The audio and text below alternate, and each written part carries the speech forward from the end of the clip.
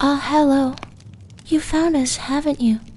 Stumbled into sleepy horror tales when the sensible world has long since tucked itself in. The hour, as you've no doubt noticed, is fashionably late. The silence outside, practically screaming. So you're here, seeking those delicate little whispers from the places we try not to look at during the day. Excellent. To make yourself comfortable. Draw those curtains, yes. Dim the lights. Let the oppressive quiet of the night do its work. We have a morsel for you tonight, a journey, if you will, into the rather modern phenomenon of darkness blooming from the internet's fertile, anonymous soil. Oh yes, a charming tale exploring how those unseen digital nudges, those unspoken cruelties typed with such cavalier abandon, can fester and bleed into the tangible world, awakening horrors, you understand, that are altogether too real, and, as it often turns out, remarkably hungry. So, prepare yourself to ponder the faces we don meticulously for the screen, and the rather insistent echoes they tend to leave behind. Settle in, get comfortable, or, don't. The story, you see, is poised to begin. The quaint idiom out of sight, out of mind, a charming sentiment, typically reserved for the dearly departed or perhaps that cousin you'd rather not invite to Sunday dinner. Yet, should one probe a little deeper beyond the polite surface, it evokes a rather more fascinating landscape, clandestine actions, deeds performed with a delightful surreptitiousness, veiled in the most comforting secrecy and utterly unknown, one presumes, to any living soul. The narrative you are about to be immersed in, you fortunate listener, will plunge you headfirst into a world where that fragile, almost decorative boundary between the quick and the dead grows perilously, delightfully thin. A world, as it happens, revolving entirely around this rather enigmatic and ultimately quite literal phrase. Behold Ethan, a freshman, bless him, navigating the predictably disorienting currents of his inaugural collegiate year. Life, you see, had thrust him from the familial nest for the very first time. His lodgings, a cramped, off-campus apartment, a veritable petri dish of student life, shared with several other young men whose lives, aspiration, and personal hygiene habits barely registered on Ethan's finely tuned radar of self-absorption. By nature, Ethan was a rather passive entity in what we laughingly call the physical world. A creature of minimal social interaction, bless his cotton socks, his true, vibrant existence. It seemed only truly ignited when he plunged himself headlong into the boundless, disembodied and so seductive expanse of the virtual realm. Facebook, you understand, was not merely a platform for our Ethan. It was his kingdom, his digital dominion, a sprawling landscape where he frittered away the vast majority of his waking hours. And his noble purpose there, not connection, heavens no, nor the tedious fostering of genuine relationships. Ethan's quest was the relentless pursuit of information, or rather, news snippets. Juicy little tidbits that could serve as perfectly adequate tinder for the infernos of online arguments he so skillfully and regularly ignited. His aim, you see, was to amplify his digital footprint, to chase that fleeting, almost pathetic validation of likes and shares.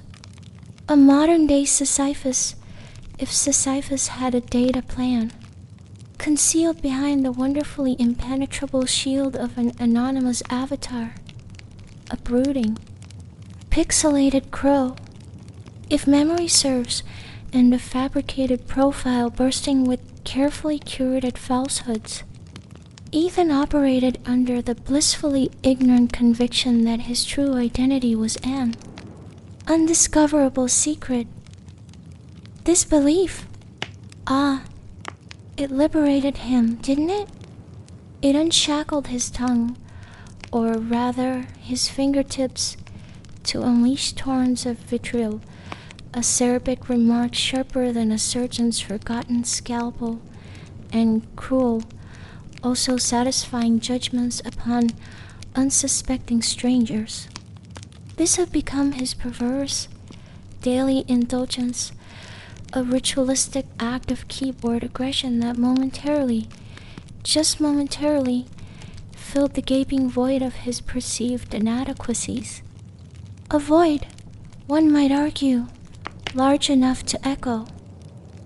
His room, a small, predictably cluttered space, often remained dim, the curtains drawn with a certain defiant commitment against the cheerful intrusion of sunlight, perfectly mirroring the delightful shadows he cultivated online. The air within, usually stale, a rich bouquet thick with the scent of instant noodles, chicken flavor. Predominantly, the poignant aroma of unwashed laundry and the faint, metallic tang of his aging, overworked laptop.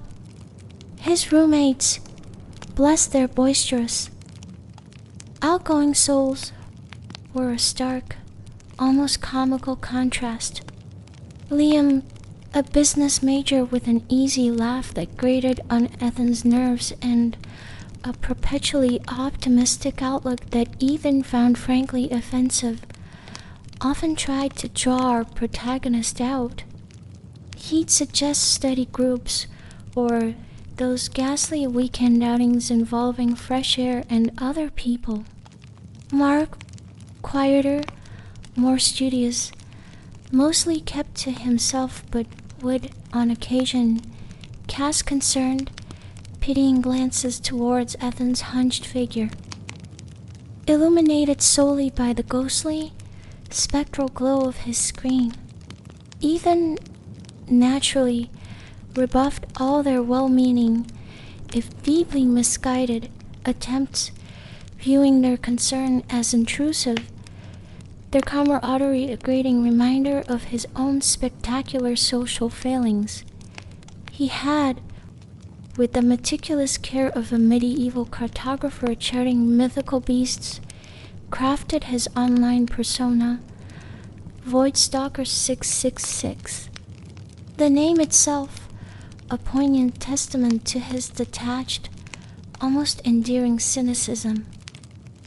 Under this glorious guise, he was fearless, wasn't he? Articulate in his cruelty, a digital phantom sowing discord with the joyful abandon of a particularly malevolent Johnny Appleseed. He would spend hours, precious hours that could have been spent, say, attending lectures or bathing, meticulously researching his targets. He'd find those delicious little chinks in their digital armor, a poorly phrased post from yesteryear, an embarrassing photo where the lighting was simply dreadful. A controversial opinion that, in Ethan's expert hands, could be twisted into a declaration of war. Then he would strike. His comments, they were precision engineered for maximum emotional damage. He relished the ensuing chaos, the angry, misspelled replies, the desperate, typo-laden defenses. Each notification, you see, was a small, intoxicating hit of power, a stark, beautiful contrast to the profound powerlessness he felt in his tangible, rather underwhelming life. He rarely graced lectures with his presence, preferring to skim through notes online. If indeed he bothered at all. His grades, predictably, were slipping, but the immediate, visceral feedback loop of his online escapades held a far greater, more potent allure than the distant, rather nebulous promise of academic achievement. His diet, a culinary adventure in beige, consisted primarily of cheap, processed foods, consumed mechanically, almost unconsciously. While his eyes remained glued with religious devotion to the screen, sleep, an afterthought, a bothersome biological necessity reluctantly succumbed to only when his eyelids grew too heavy to fight.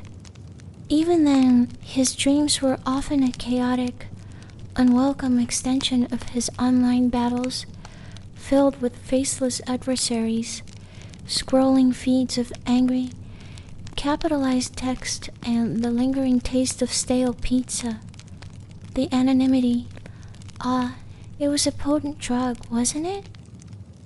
More addictive than any opium den of old. It allowed him to shed the drab, uninteresting skin of Ethan, the quiet, unremarkable, faintly greasy student, and become Voidstalker 666, a formidable, feared and frankly quite articulate entity. He believed with the unshakable faith of a zealot that this digital petition was absolute. He never used his real name, never posted personal photos, God forbid, ever linked his delightfully toxic accounts to any shred, any whisper of his actual identity. He was a ghost in the machine, a whisper of malice in the digital winds, and in his own rather inflated mind, utterly, gloriously untraceable. This perceived invincibility, you understand, was the bedrock of his online existence, the grand, if somewhat shaky, foundation upon which he built his kingdom of negativity. He thought with no small amount of smugness, a master of a game of his own ingenious making, a game where the stakes were invisible and the consequences, he so innocently believed, were entirely, delightfully non-existent. Oh, Ethan, if only you knew. One sweltering afternoon, a day designed for languor and iced beverages, as Ethan scrolled with that particular brand of desultory boredom only a truly dedicated internet denizen can achieve, a specific item snagged his attention. It was a rather mundane report from a local news outlet. A truck driver, it seemed, through a moment of unfortunate misjudgment, or perhaps a touch of mechanical treachery, the details, as always, were tantalizingly vague, had lost control of his rather substantial vehicle. The massive truck, laden with construction materials, bricks, girders, the usual unglamorous accoutrements of progress, had careened, driverless and with considerable enthusiasm, down a steep incline. Its impressive momentum, you see, carried it directly into a charming cluster of small, vibrant roadside stalls that lined the thoroughfare. Miraculously, the report emphasized with a touch of journalistic breathlessness, there had been no human casualties. Property damage, however, was described as significant. Several of those flimsy, hopeful structures had been reduced, rather dramatically, to splintered wood and artfully twisted metal. A modern art installation, if you were feeling generous.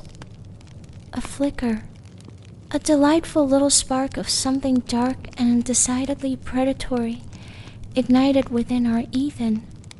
Here, he recognized with the instinct of a seasoned hunter, was an opportunity.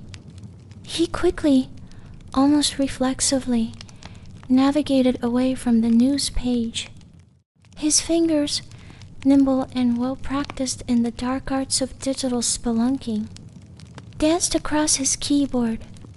A series of clicks, a flurry of precisely targeted search queries, led him with an unnerving, almost supernatural speed to the Facebook profile of the unfortunate truck driver. The man's profile, bless his digital innocence, was public. A veritable mosaic of a life laid bare for all the world and Ethan to see. Pictures with his family, featuring predictably smiling children. A recent birthday celebration, complete with a slightly lopsided cake. Posts expressing his profound love for his job, despite its admittedly long and arduous hours. These glimpses of a normal, relatable, dare one say human, existence did absolutely nothing to temper Ethan's burgeoning intent. If anything, they seemed to fuel his disdain like petrol on a particularly promising bonfire. Using his anonymous Void Stalker 666 account, that glorious emblem of unaccountability, Ethan descended upon the driver's most recent post. It was a cheerful, almost painfully earnest photo of his truck, polished and gleaming, captioned with the prosaic yet hopeful sentiment, "Another day, another dollar." Beneath this monument to working-class aspiration, Ethan unleashed a torrent of unadulterated, exquisitely crafted cruelty. His words were not merely critical, they were venomous, designed with surgical precision to inflict the deepest possible wound. Some people just live to cause disasters, don't they? He typed, his lips, you can just picture them, curling into a contemptuous, self-satisfied sneer. Honestly, you'd be doing the world a favor if you just disappeared, taking up valuable space, endangering innocent lives. Pathetic. And then, the piece de resistance.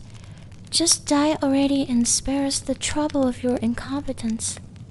He punctuated this masterstroke of malice with a string of mocking emojis, each one a tiny, digital stab in the dark.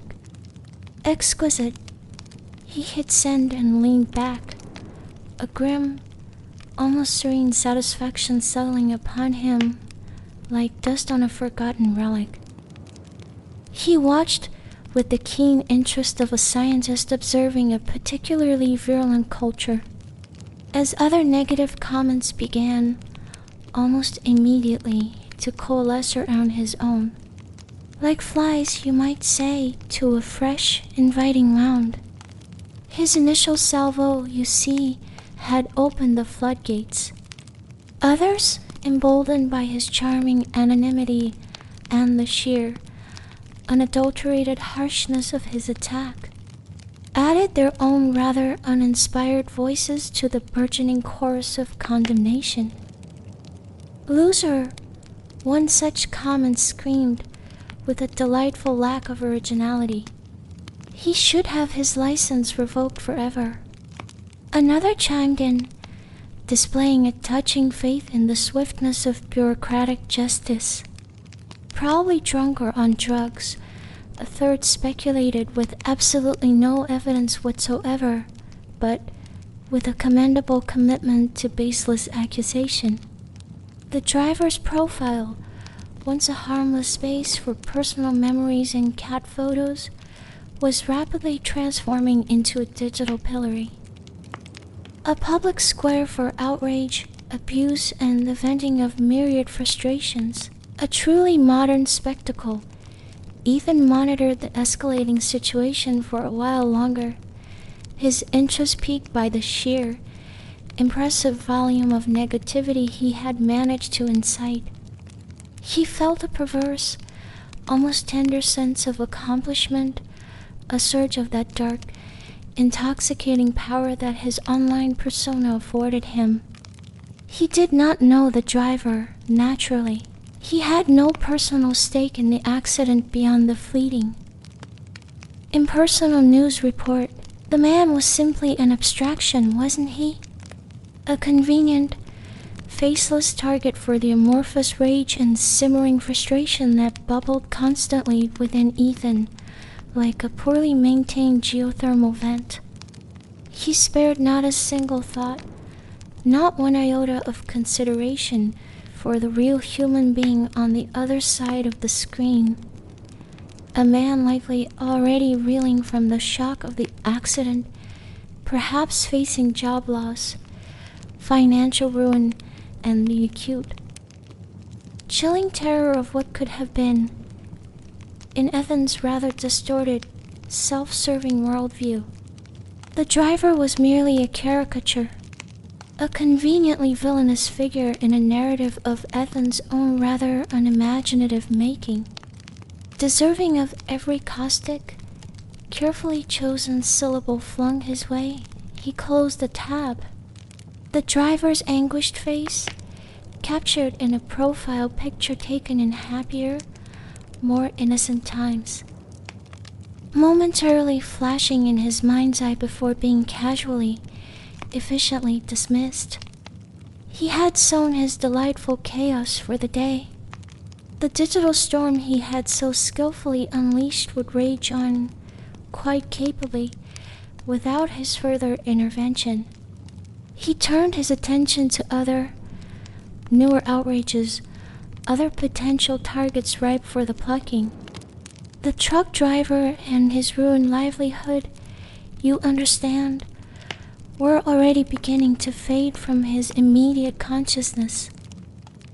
Just another faceless victim in the endless, churning, and frankly rather entertaining cycle of online antagonism.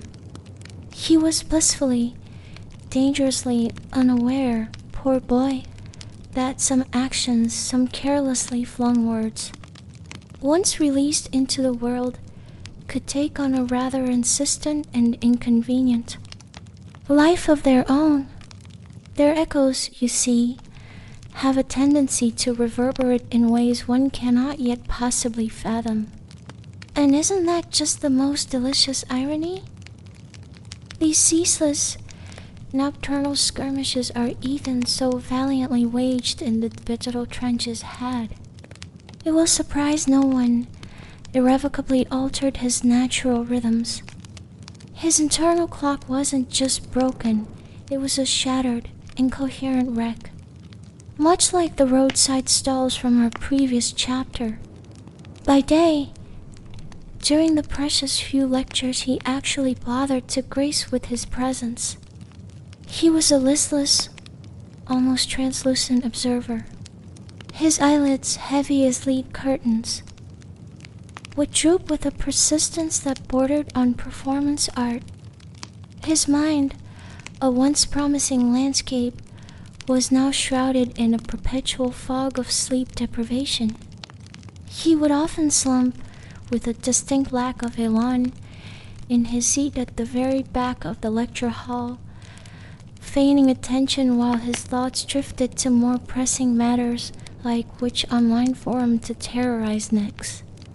Or worse, he would simply skip classes altogether, the sheer, monumental effort of appearing even vaguely present proving too monumental a task for his depleted energies.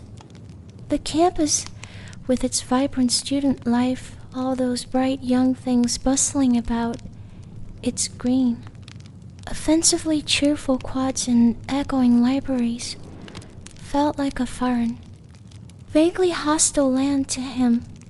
Its inhabitants, he suspected, spoke a bizarre dialect of ambition and engagement he no longer understood, nor particularly wished to. But as twilight, that most theatrical of transitional periods, bled into the deep, velvety ink of night, an unnatural, almost feverish vitality would surge through him. His eyes, bloodshot and strained from hours of relentless screen gazing, would remain stubbornly fixed, almost unblinking, bathed in the cold blue-tinged, vaguely menacing luminescence of his smartphone screen. It was under this artificial, spectral glow that he felt most alive, most himself, or rather, most like his glorious, malevolent creation, Voidstalker 666. He would prowl the digital alleyways, a nocturnal predator seeking out arguments with the dedication of a truffled pig. He'd dispense unsolicited, remarkably harsh opinions and meticulously craft his barbed, elegant comments until the first, tentative, almost apologetic rays of dawn began to paint the sky in those insipid hues of gray and pale rose. Only then, as the tiresome world outside his darkened, curtained room began to stir with its mundane activities, would he reluctantly, grudgingly, succumb to a shallow, fitful sleep. His mind, of course, still buzzing, still twitching, with the phantoms of his online battles, a digital cacophony refusing to be silenced. This unhealthy, almost defiant inversion of his circadian rhythm, coupled with the constant, relentless barrage of negativity he both consumed and so generously generated, began to exact a heavy, rather predictable toll on his psyche. His mental landscape, you might picture it, grew increasingly barren, a desert of his own making. His thinking became distorted, warped by the artificial values and fleeting, pathetic notoriety of the virtual world. A profound, gnawing, and deeply uncomfortable sense of inadequacy took root within him, flourishing like a particularly tenacious weed, as he scrolled with a masochistic sort of diligence through his real Facebook feed, not the carefully curated battlegrounds of Voidstalker 666. Mind you, he was confronted with a relentless, almost taunting parade of his peers' apparent successes. There was Sarah, a former high school classmate whose intellectual prowess he'd always secretly and correctly deemed inferior to his own, now a burgeoning influencer, whatever that truly means. Her posts, a nauseating tapestry of glamorous travel photos and lucrative brand sponsorships. There was David from his orientation group, a young man of such bland earnestness it set Ethan's teeth on edge, proudly announcing his acceptance into some prestigious, soul-crushingly dull internship program. And there, oh there, was Emily, whose profile picture now featured a beaming, sickeningly happy couple, her arm linked with a smug intimacy through that of an impossibly handsome, and likely quite vacuous, partner. Each post, you understand, was a fresh stab, a stark, unwelcome reminder of his own perceived stagnation, his magnificent inertia. He looked at his own life, the dingy, uninspiring room, the failing grades that were rapidly approaching legendary status, the conspicuous absence of any meaningful connections or, indeed, any accomplishments worth mentioning, and the suffocating, almost tangible sense of worthlessness would wash over him, cold and clammy. He was adrift, wasn't he? A nonentity in the real world, his only sphere of influence the toxic, bubbling swamp he so diligently cultivated online. This burgeoning reservoir of negative energy, this exquisitely nurtured negativity became a permanent, unwelcome fixture in his being. It manifested as a chronic lethargy, a perpetual state of sullen, brooding gloom that clung to him like a particularly unflattering, second-hand shroud.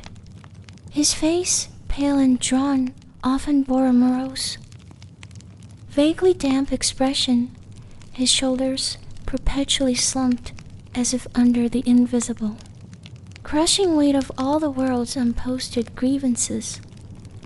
One particularly late night, or rather, early morning, for precision is key in these narratives, the insistent, rhythmic tapping of Ethan's fingers on his phone screen, punctuated by the occasional soft, almost furtive crunch of him consuming a bag of cheap, artificially flavored chips, finally pushed his roommate, Chris, beyond the fragile limits of his patience.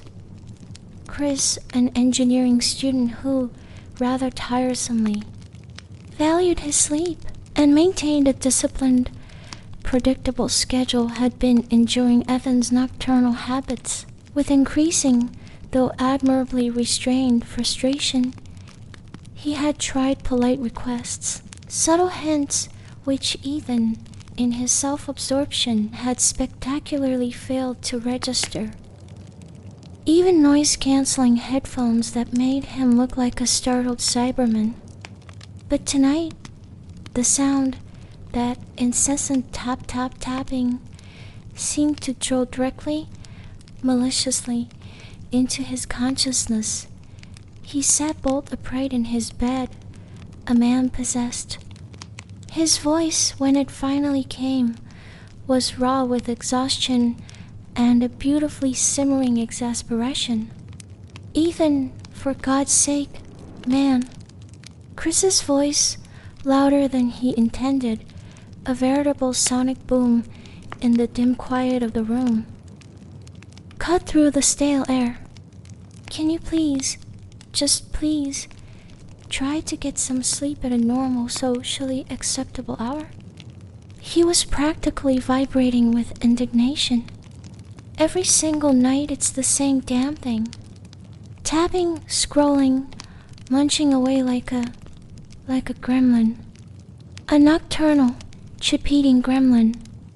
You might not feel tired, or maybe you just don't particularly care about the basic tenets of communal living, but the rest of us in this godforsaken apartment do. We have classes, you know, we have lives such as they are. We need to sleep, honestly. And here his voice dripped with a delicious, weary contempt. "You're starting to look like a damn ghost. Always pale, always lurking in the dark like some tragic, internet-addicted vampire." Ethan flinched, not at the volume, mind you, but at the accusation, the comparison. A ghost. He had grown so accustomed, so comfortably ensconced in his nocturnal existence, that he had become gloriously, blissfully oblivious to its impact on others. He felt a flash of anger, a defensive, predictable surge. Instead of a moment of quiet reflection, perhaps a mumbled, insincere apology, he reacted with a delightful, childish petulance. He scrambled out of bed, his blanket pulling on the floor like a discarded shroud. A recurring motif, you'll notice. He snatched his phone from the nightstand, his precious portal to relevance. "Fine," he muttered, his voice tight with a wonderfully misplaced resentment. "If I'm such a bother, I'll just go somewhere else. Somewhere my genius is appreciated." He grabbed his thin, inadequate jacket, not bothering with shoes, a detail that will, of course, become significant, and stormed out of the apartment, slamming the door behind him with a force that rattled the cheap, particle board frame with a satisfying thud. He needed to find a space, any space, where he could continue his vital pastime, undisturbed, unjudged, back in the comforting, uncritical anonymity of his digital domain. The sting of Chris's words, like a damn ghost, echoed unpleasantly, insistently in his mind, an unwelcome, jarring intrusion of reality into his carefully constructed and increasingly fragile bubble. Oh, the foreshadowing! It's almost too much. The cool night air, a stark, almost aggressive contrast to the stuffy, human-scented confines of his shared apartment, did precious little to soothe Ethan's simmering, self-righteous indignation. He stalked, barefoot and aggrieved, down the dimly lit residential street, his gaze naturally fixed with unwavering devotion on the glowing screen of his smartphone. His thumbs, those tireless warriors of the digital age, were already resuming their furious, intricate dance. He was searching, with the desperation of a drowning man, for a new target, a fresh outrage upon which to channel his bubbling frustration. The rather pointed, if entirely justified, confrontation with Chris had, you see, momentarily fueled his desire for digital conflict like a splash of gasoline on a dwindling ember. He wandered aimlessly, a modern-day pilgrim on a quest for Wi-Fi, his internal compass set only by the flickering, unreliable signal bars on his device. His physical surroundings? A mere peripheral blur, an irrelevant backdrop to the far more compelling drama unfolding on his little screen. He turned a corner onto a narrower, less traveled, and altogether less inviting side street. Here, the houses were further apart, interspersed with those charmingly overgrown vacant lots that speak so eloquently of urban neglect. Lost, as he so often was, in the labyrinthine complexities of an online forum, deep in a heated, and frankly quite pointless, exchange about a controversial and likely terrible movie. Ethan was entirely, gloriously oblivious to his physical path. His bare foot, that poor, unsuspecting extremity, struck something hard. The impact sent a jolt of unexpected, unwelcome pain shooting up his leg and nearly caused him to drop his precious, life-sustaining phone. He yelped, a delightful little sound, a mixture of surprise and profound annoyance, and deigned to look down, lying haphazardly, with a distinct lack of consideration in the middle of the cracked, uneven pavement was a construction worker's hard hat, a sturdy, bright yellow helmet, scuffed and bearing the distinguished patina of hard, honest use. It lay there, abandoned and wonderfully incongruous in the heavy stillness of the suburban night, a silent, plastic rebuke, a surge of irrational, almost beautiful anger coursed through him.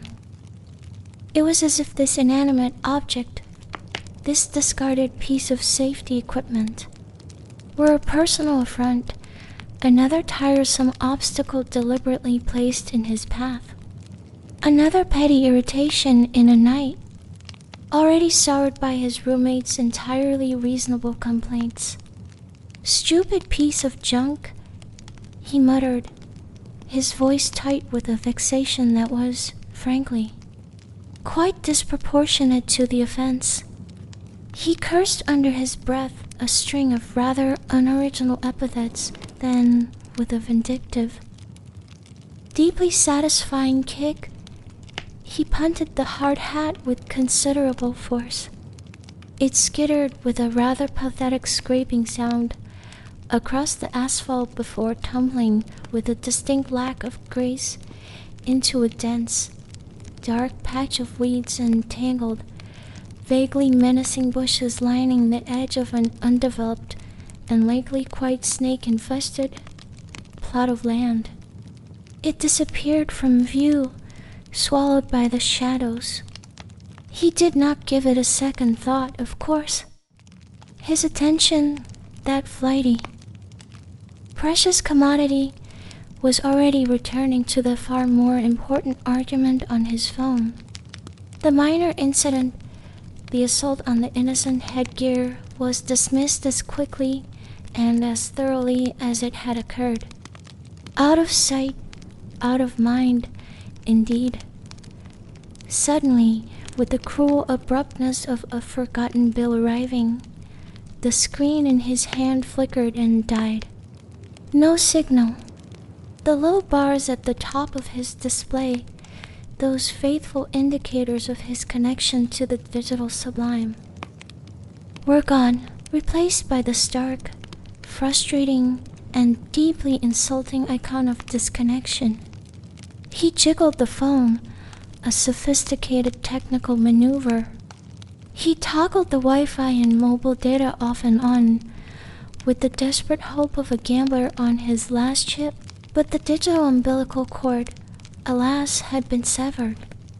He sighed in exasperation, a drawn-out, mournful sound of pure, unadulterated annoyance, and finally, reluctantly, pocketed the now inert, useless device.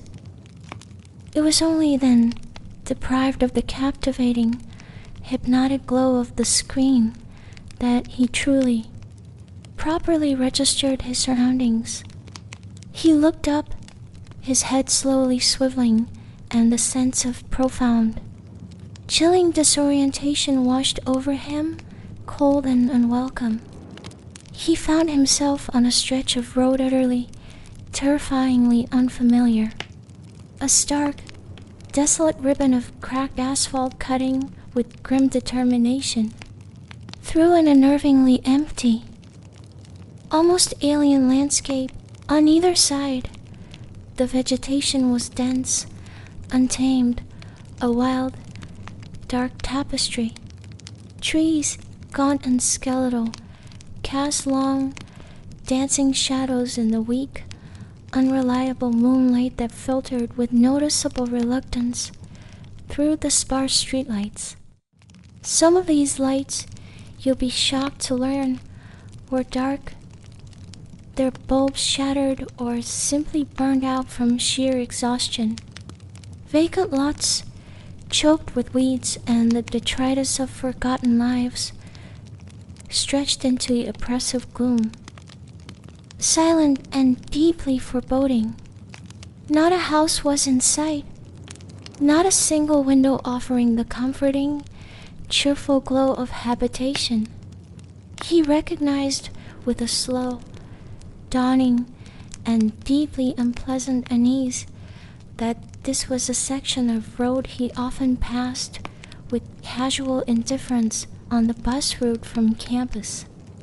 A somewhat notorious shortcut known among the more adventurous or foolish students for its poor lighting and profound, unsettling isolation. He had seen it many times. Of course, through the safe, reassuring barrier of a bus window during the bright, forgiving hours of daylight. But this was his first time treading its unhallowed length on foot, and certainly, most certainly, his first time experiencing its unique charms under the heavy, concealing cloak of deep night. The transformation, you will not be surprised to hear, was absolute. What was merely a drab, unkempt, and rather boring stretch by day became, under the transformative shroud of darkness, a place of palpable, almost tangible menace. Everything, absolutely everything, was submerged in an eerie, oppressive silence. A stillness so profound, so complete, it felt as though the world itself were holding its breath, waiting.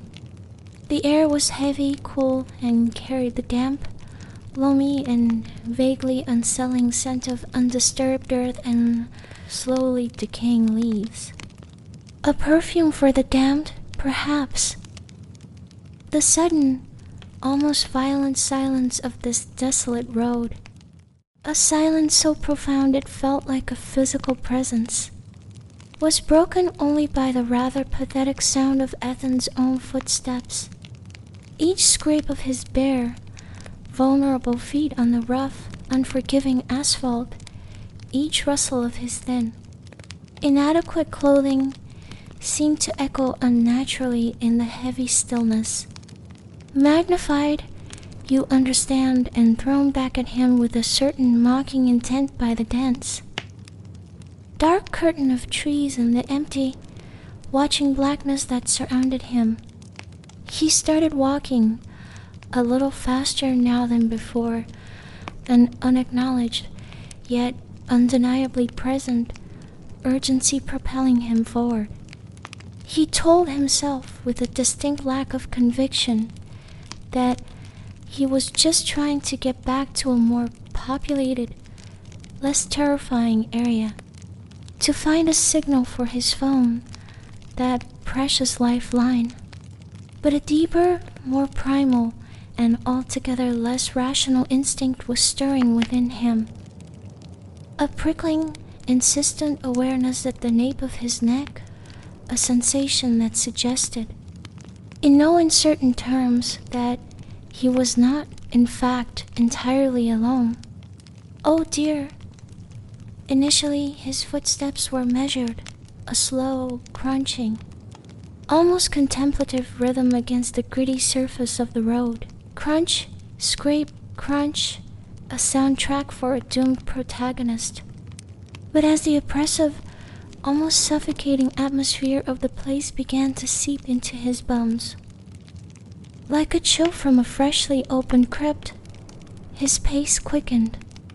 The sounds of his passage became more hurried, more erratic, less James Bond, and more, well, Scooby-Doo. Crunch, scrape, and then he heard it, or at least, he thought he heard it, faintly, almost imperceptibly at first, like the whisper of a secret you don't want to know. Another set of sounds seemed to join his own.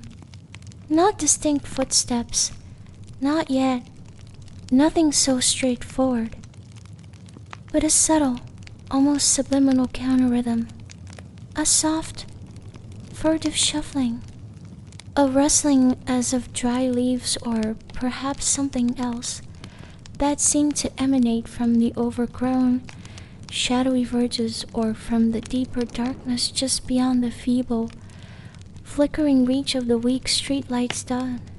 So that he paused, every muscle tensing, straining his ears, his heart beginning to thump a little faster, a little more erratically against his ribs. The world, with a theatrical flourish, fell back into that profound, listening silence. Even the chirping of crickets, if there had been any to begin with, and one rather doubts it in a place such as this, seemed to have abruptly ceased their nightly serenade. There was nothing but the faint, mournful sigh of a light breeze stirring the leaves high in the unseen, skeletal canopy of the trees. He told himself with admirable but ultimately futile determination that it was his imagination, the product of an overactive, sleep-deprived mind fueled by too many late nights, too much cheap caffeine, and an unhealthy diet of digital antagonism. He was alone. Of course, he was alone. What else could he possibly be?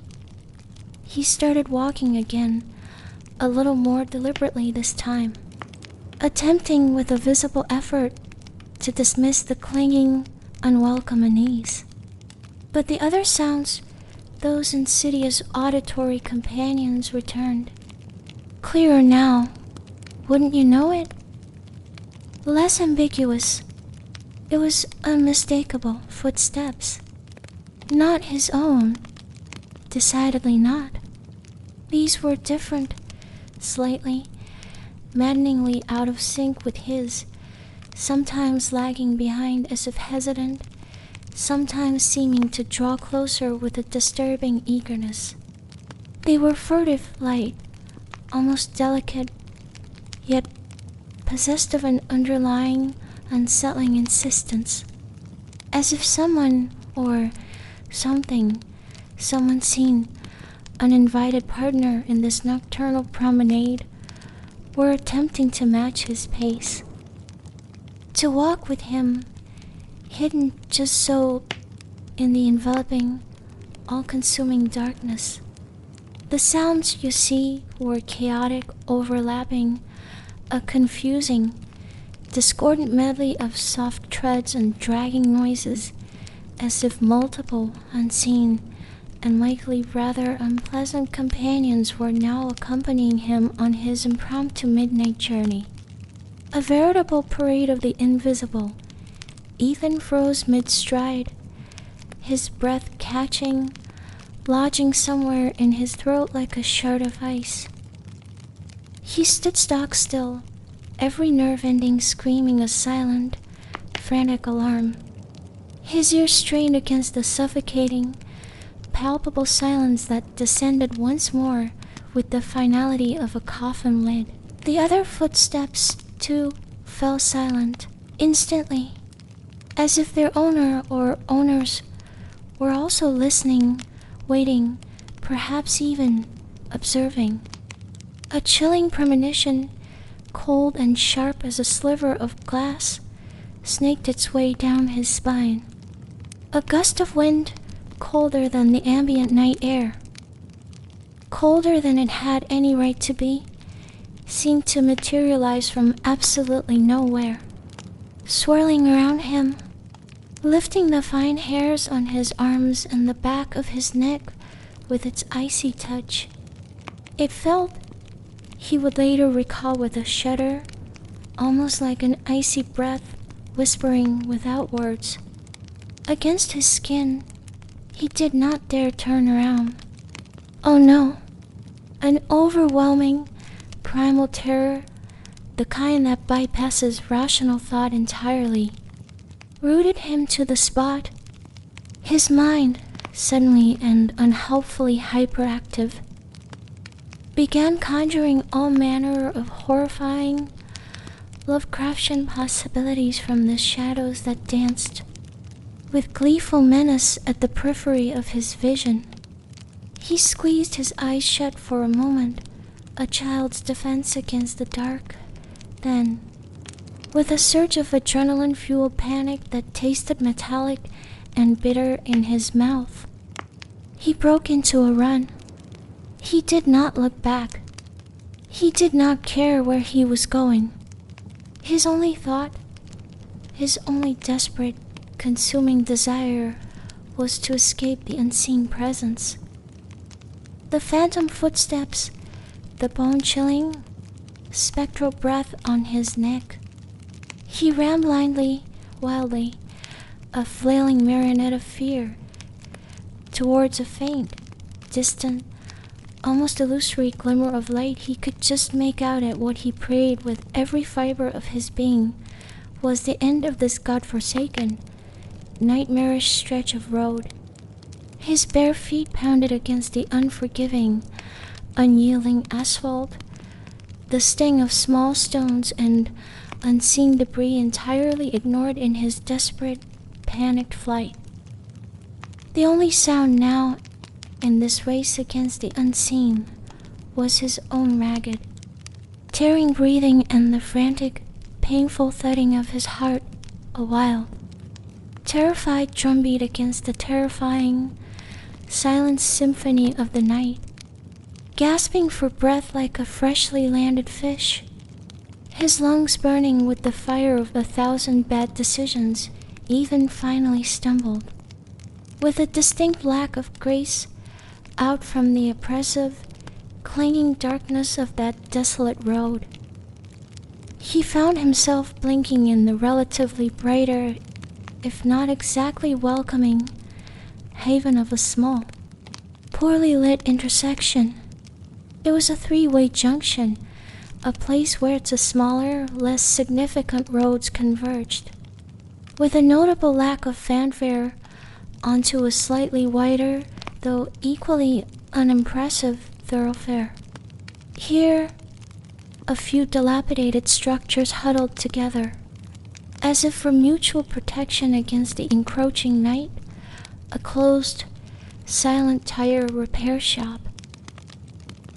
Its windows dark and vacant, a boarded-up convenience store.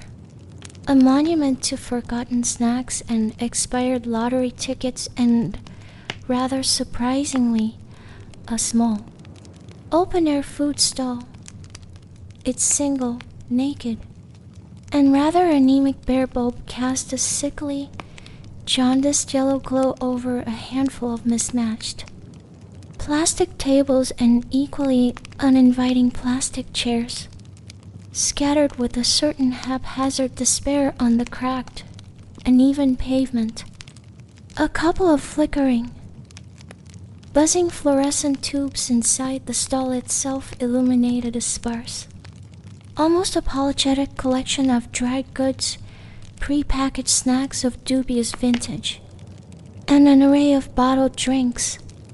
In shades of alarming chemical brightness, the sight of the small, unassuming outpost of human activity, however humble, however squalid, brought a small, almost imperceptible measure of relief to Ethan's thoroughly frayed nerves.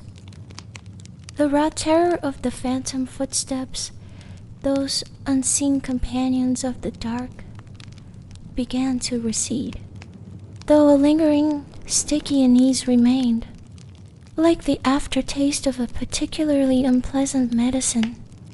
He selected a wobbly plastic table near the very edge of the pavement, seeking a vantage point that allowed him to keep a wary eye on the dark, gaping mouth of the road he had just so dramatically escaped, yet feel somewhat shielded, however illusorily, by the stall's meager presence.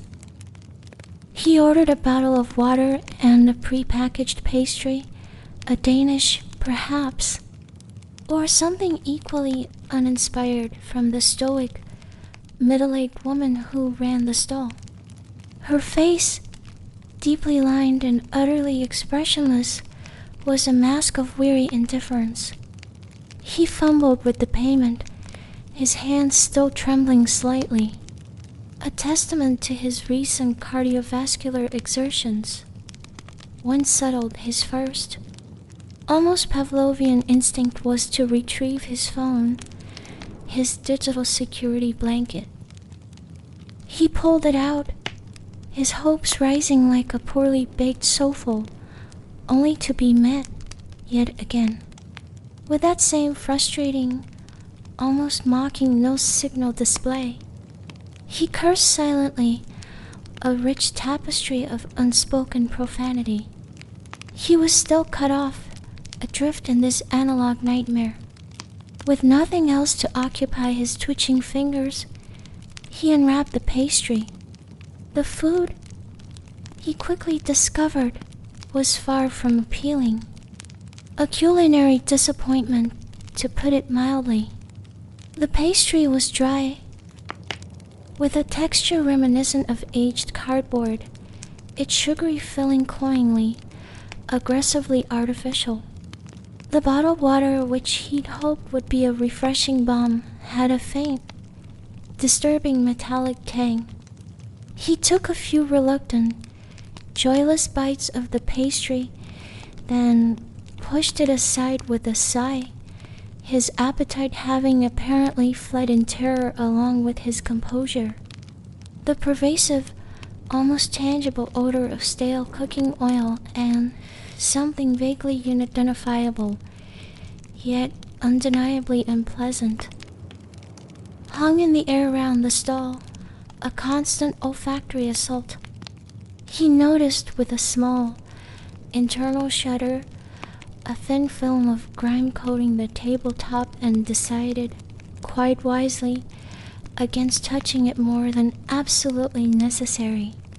He sat there for a long, long time, nursing his metallic water, his eyes darting nervously, compulsively, towards the dark, ominous entrance of the road he had just escaped. The flow of traffic was sparse, almost non-existent.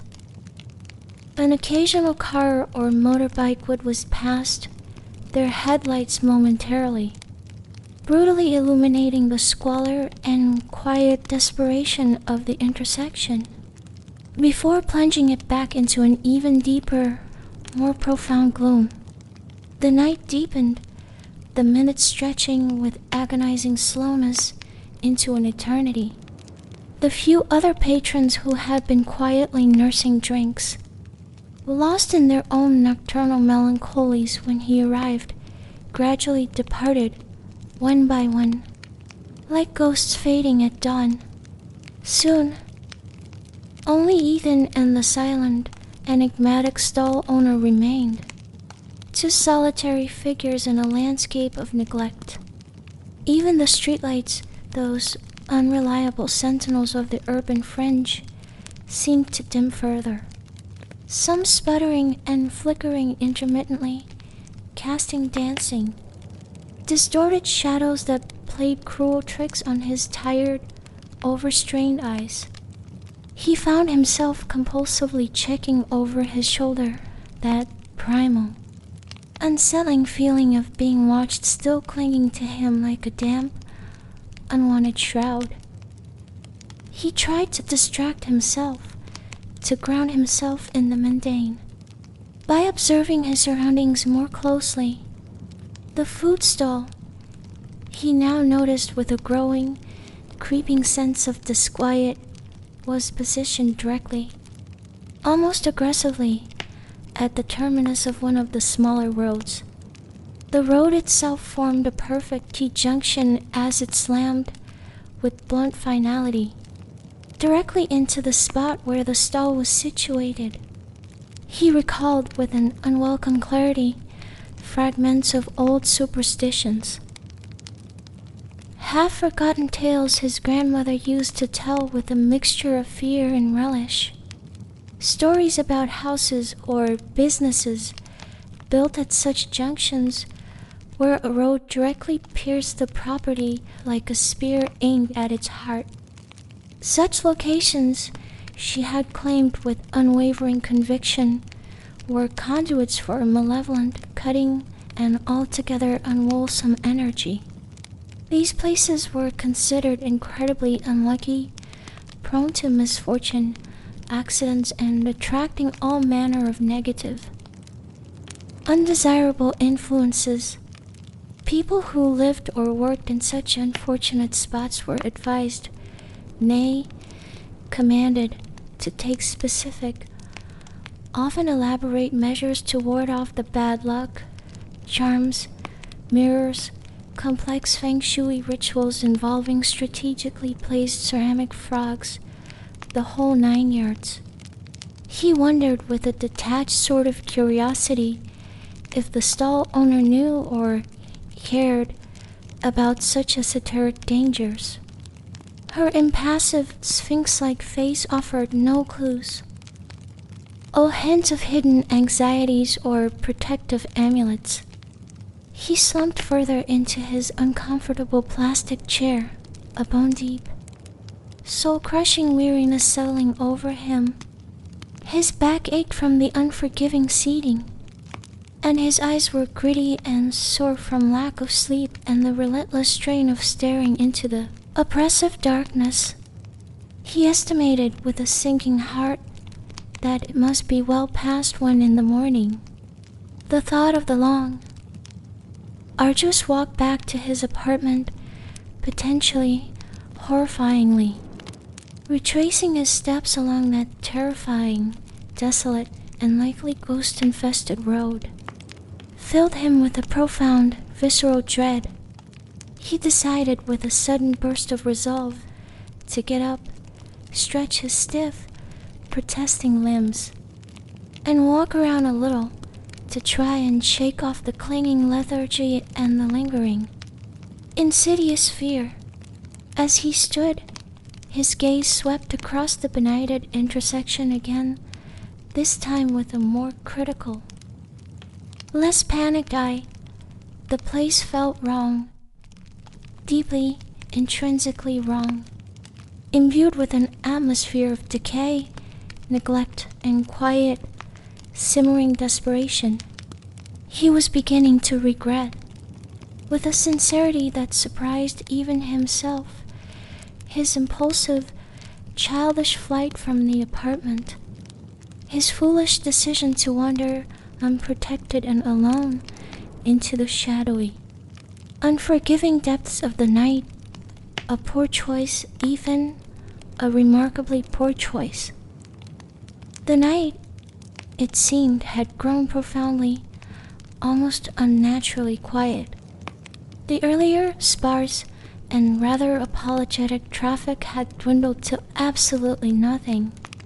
The only sounds now were the distant, almost subliminal hum of the city sleeping fitfully, the occasional mournful bark of a dog far off in the unseen suburbs, and the incessant, irritating buzzing of insects drawn, like tiny, doomed moths, to the stall's solitary, sickly yellow light. The road junction was now utterly, completely deserted, bathed in an unnerving, watchful stillness.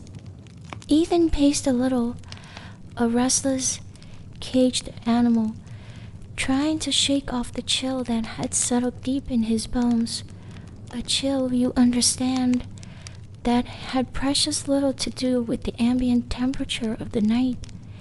Suddenly, a new sound intruded upon the oppressive silence, a rhythmic, scraping, sweeping noise. Swish, swish, swish. It was the unmistakable, and in this context, rather unsettling sound of a traditional bamboo broom against asphalt. Ethan peered with a mixture of curiosity and trepidation into the gloom down one of the roads leading away from the benighted junction. In the distance, under the weak, intermittent, and frankly quite unreliable glow of a flickering streetlight, he could just make out a solitary figure. A sanitation worker, it appeared, diligently, almost religiously sweeping the gutter. The figure was bent over, their movements methodical, unhurried, almost zen-like, a common enough sight, one might suppose, in the early, ungodly hours of the morning in any city that still employed such archaic cleaning methods, yet, for some inexplicable, deeply irrational reason, Ethan felt a strange, almost perverse compulsion to capture this mundane, almost painfully ordinary scene. Perhaps it was the profound loneliness of the figure, a solitary soul toiling in the vast emptiness of the night.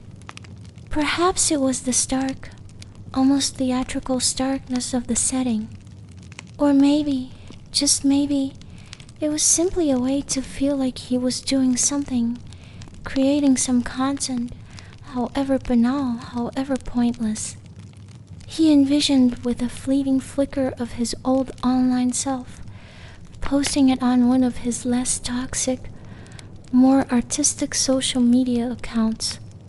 Maybe with a vaguely philosophical, or perhaps gritty and pseudo-profound caption about the unsung heroes of the night, those invisible cogs in the great urban machine. Something, you know, to garner a few token likes, a fleeting, hollow moment of connection in his otherwise isolated and increasingly terrifying existence. He raised his phone, that fickle portal to another world, automatically framing the shot, even though he knew with a sinking certainty that the camera would struggle pathetically in the low, unforgiving light. He zoomed in slightly, squinting, trying to get a clearer, less ambiguous view of the worker. His finger hovered with a moment's hesitation over the capture button. And then, dear listener, his blood, which had been merely chilled, turned to absolute ice. His hand froze, the phone suddenly feeling like a lead weight, an anchor dragging him down into an abyss of pure, undiluted horror. The sanitation worker, the figure so diligently, so methodically sweeping the roadside, it had no head. The body was there, yes, clad in the dark, nondescript and vaguely depressing uniform of a municipal worker. The arms moved with a practiced, almost hypnotic rhythm, manipulating the long, unwieldy bamboo broom. The torso was stooped in the familiar, weary posture of someone engaged in such repetitive, thankless labor. But where the head and neck should have been, that rather crucial anatomical feature, there was nothing but a horrifying, empty and utterly impossible space above the shoulders. The visual disconnect, the sheer, brain-breaking wrongness of it, was so profound, so utterly outside the bounds of sane experience that Evan's mind struggled violently to process it. He blinked rapidly, thinking, praying it was a trick of the light, a momentary, stress-induced hallucination brought on by fatigue, fear, and possibly that questionable pastry. He looked again, his heart now hammering against his ribs like a trapped, frantic bird. There was no mistake, no comforting illusion. The figure was undeniably, terrifyingly, and quite incontrovertibly headless. Yet it continued its task with a calm, almost serene dedication. The sweeping motion unbroken, the swish of the broom a steady, relentless, and suddenly deafening cadence in the otherwise silent, watchful night. The headless form seemed oblivious, or perhaps magnificently indifferent to its grotesque and one would imagine rather inconvenient condition. It moved with an eerie, unnatural, almost balletic grace, slowly, methodically, sweeping its way along the gutter, gradually, inexorably, moving closer, ever closer, to where Ethan stood, rooted to the spot in a paralysis of pure, unadulterated horror. The sight was an abomination, a nightmarish, Gaussian tableau that defied all logic, all sanity, all hope of a rational explanation. It was deeply, profoundly unsettling and profoundly, gut-wrenchingly terrifying. The rhythmic sweeping, once a mundane, almost comforting sound of urban diligence now seemed like a countdown, each swish and shove of the broom bringing the headless, industrious horror nearer, ever nearer, just as the figure, this paragon of headless dedication, was about to pass under a slightly brighter, though still inadequate, street light, a light which Ethan prayed, with a fervor he hadn't known he possessed, would somehow dispel the illusion, reveal some macabre trick, some clever, if deeply disturbing, bit of street theater. The sudden, violent roar of an engine shattered the fragile silence. A large, beat-up and vaguely menacing cargo truck, its headlights blazing like the eyes of some nocturnal beast, thundered through the intersection, seemingly appearing from absolutely nowhere. A deus ex machina of the most unwelcome kind. Ethan flinched violently, startled by the unexpected, deafening noise and the rush of displaced air. The truck passed in a blur of speed and acrid diesel fumes, its horn blaring once, a harsh, angry sound that seemed to echo the silent scream lodged painfully in Ethan's own throat. When he looked back, his eyes wide with a terror that was rapidly approaching hysteria, his breath coming in ragged, painful gasps. The spot where the headless sanitation worker had been so diligently toiling was empty. The figure, the broom, everything vanished, as if it had never been there, a mere figment, a cruel jest of his overwrought imagination. The only sound now was the fading, retreating roar of the truck's engine in the distance and the frantic, painful thumping of his own heart, a soundtrack to his unraveling sanity. He turned, trembling like a leaf in a gale, to the stall owner, Maria, who had been impassively, almost serenely, wiping down her counter, seemingly oblivious to the night's escalating horrors. Did you see that?" Ethan stammered, his voice barely a whisper, a pathetic squeak of terror. "The street sweeper, over there. Did you see anyone sweeping the road just now?" Maria looked up, her expression unreadable, a mask of ancient weariness. Perhaps a little tired, perhaps a little bored, perhaps she'd seen it all before. She shook her head slowly, a single, deliberate and utterly crushing movement. "Sweeper? No, son." Her voice was calm, flat, devoid of any surprise. "Haven't seen any city workers around here tonight. Not for hours." Her gaze was steady, offering no hint, no flicker that she had witnessed anything remotely unusual. Her very calmness, her mundane denial, made Ethan question his own sanity even further. Was he losing his mind? Had the fragile tether to reality finally snapped?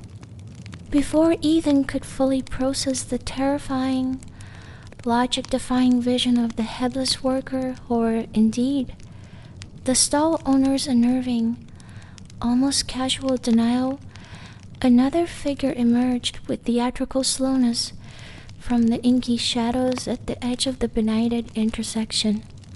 This time, it was an elderly woman. Her back, bent severely with age, formed a perfect, painful arch. Her form was stooped and frail, a fragile relic of a bygone era. She wore a wide-brimmed conical hat, the kind often seen on field workers in sun-drenched rural areas, which cast her face, rather conveniently for dramatic effect, in deep, impenetrable shadow. Strands of long, unkempt and startlingly gray hair escaped from beneath the hat, hanging limply, like Spanish moss, around her shoulders. She moved with a painful, agonizing slowness, shuffling her feet with a dry, whispering sound, one hand clutching with a desperate grip a worn, knotted cloth bag that looked as ancient and weary as she did. As she drew nearer, her voice, raspy and thin, like dry leaves skittering across cold pavement, reached Ethan, a fragile thread of sound in the heavy night air. "Young man, kind young man," she wheezed, her breath rattling in her chest with a sound like pebbles in a tin can. She extended a trembling, gnarled, and deeply veined hand towards him, a silent, eloquent plea. "Please spare a little something for an old woman. I haven't eaten all day, so hungry young man, so terribly hungry. Her eyes, when he could catch a fleeting glimpse of them in the dim, unreliable light, were clouded, milky, and filled with a profound, bottomless pleading. Ethan, still reeling from the shock of the headless apparition and the lingering, bitter taste of adrenaline-fueled fear, was in no mood, absolutely no mood whatsoever, for charity. His nerves, you understand, were frayed raw, stretched taut as overtuned violin strings. He recoiled slightly, almost imperceptibly, waving his hand dismissively, a gesture of brusque, unthinking rejection. "No, sorry, I don't have anything," he muttered, his voice sharper, more abrupt than he intended. His own fear and simmering agitation, you see, making him curt, unfeeling, and frankly, rather rude. He wanted, desperately, to be left alone, to try and make some semblance of sense of what he had seen, or what he thought he had seen.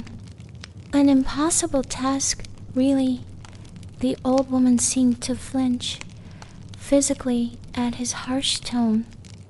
Her shoulders, already bowed, sagged further, if such a thing were even possible.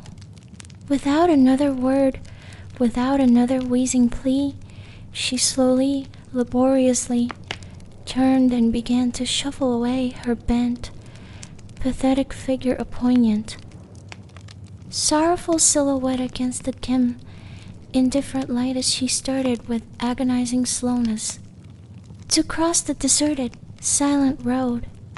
Ethan, his momentary, fleeting pang of guilt quickly, efficiently suppressed by his overwhelming self-concern, immediately turned his attention back to his phone.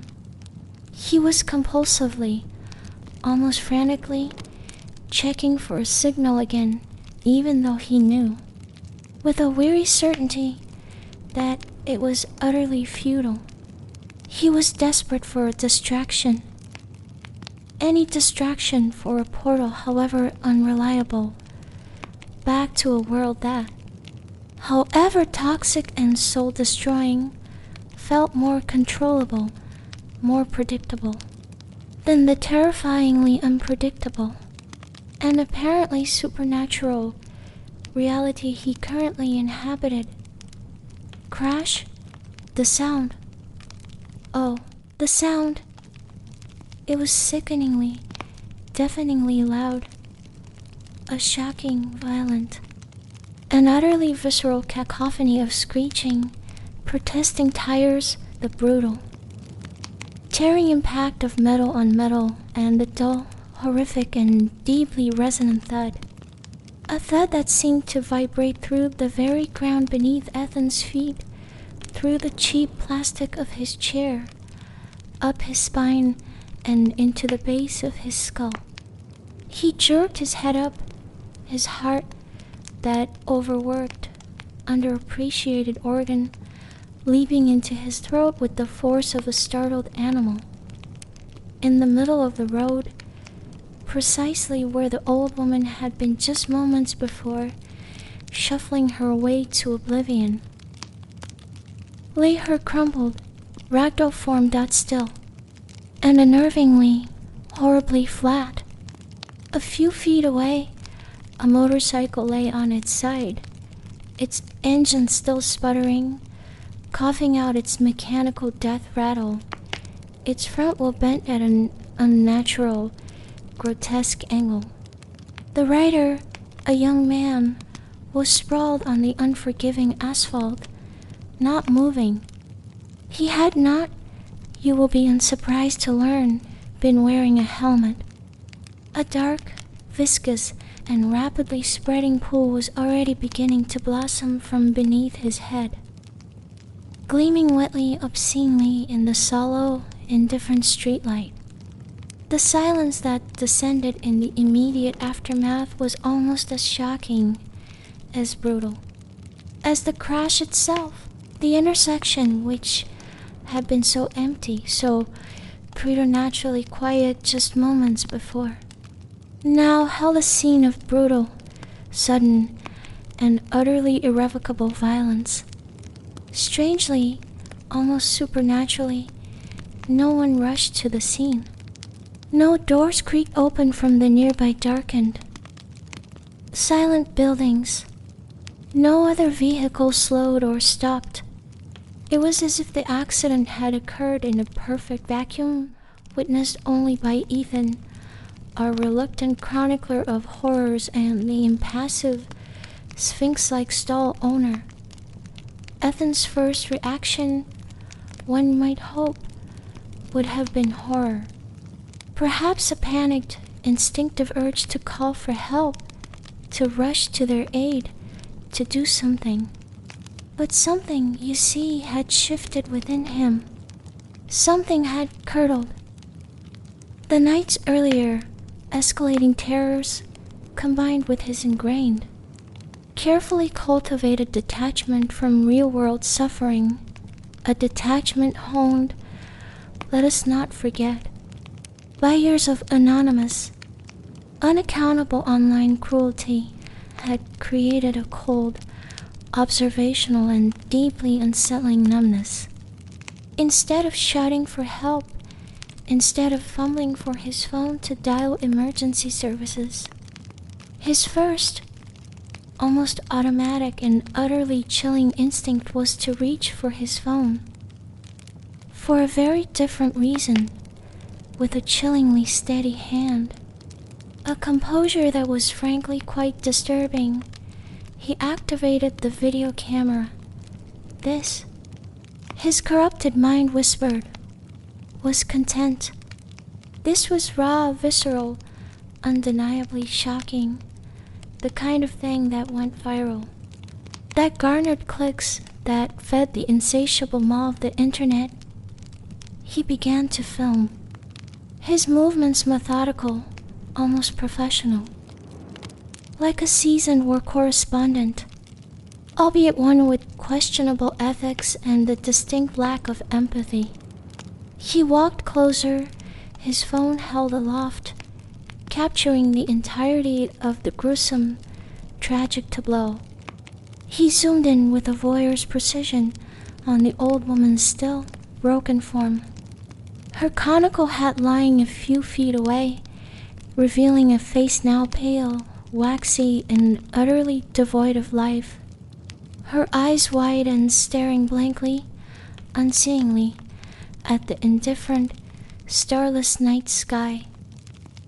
He then panned with deliberate, agonizing slowness to the fallen motorcyclist, lingering, with a macabre focus on the dark, rapidly spreading stain of blood seeping, with sickening intimacy, from his unprotected head into the grimy, indifferent asphalt. He even crouched down, bringing the lens uncomfortably, repulsively close to the lifeless features, documenting the tragedy with a cold, almost predatory, and entirely unforgivable focus. With these authentic and undeniably graphic images, these captured, stolen moments of real-world horror, Ethan envisioned, with a flicker of something dark and triumphant in his soul, the flood of reactions he would inevitably receive. The likes, the shares, the shocked, outraged comments, the inevitable, furious debates that would erupt like digital brush fires in the comment sections. He was no longer just a consumer of online drama, a passive observer of others' misfortunes. No, he was a creator of it now, a purveyor of the grotesque, a digital undertaker. The thought brought a faint, perverse, and deeply shameful thrill, a fleeting, illusory sense of power and importance amidst the carnage, the blood, and his own mounting, suffocating dread. He was documenting reality, he told himself, with a self-righteousness that was truly breathtaking in its delusion. However brutal, however tragic, he was showing the world the unvarnished truth.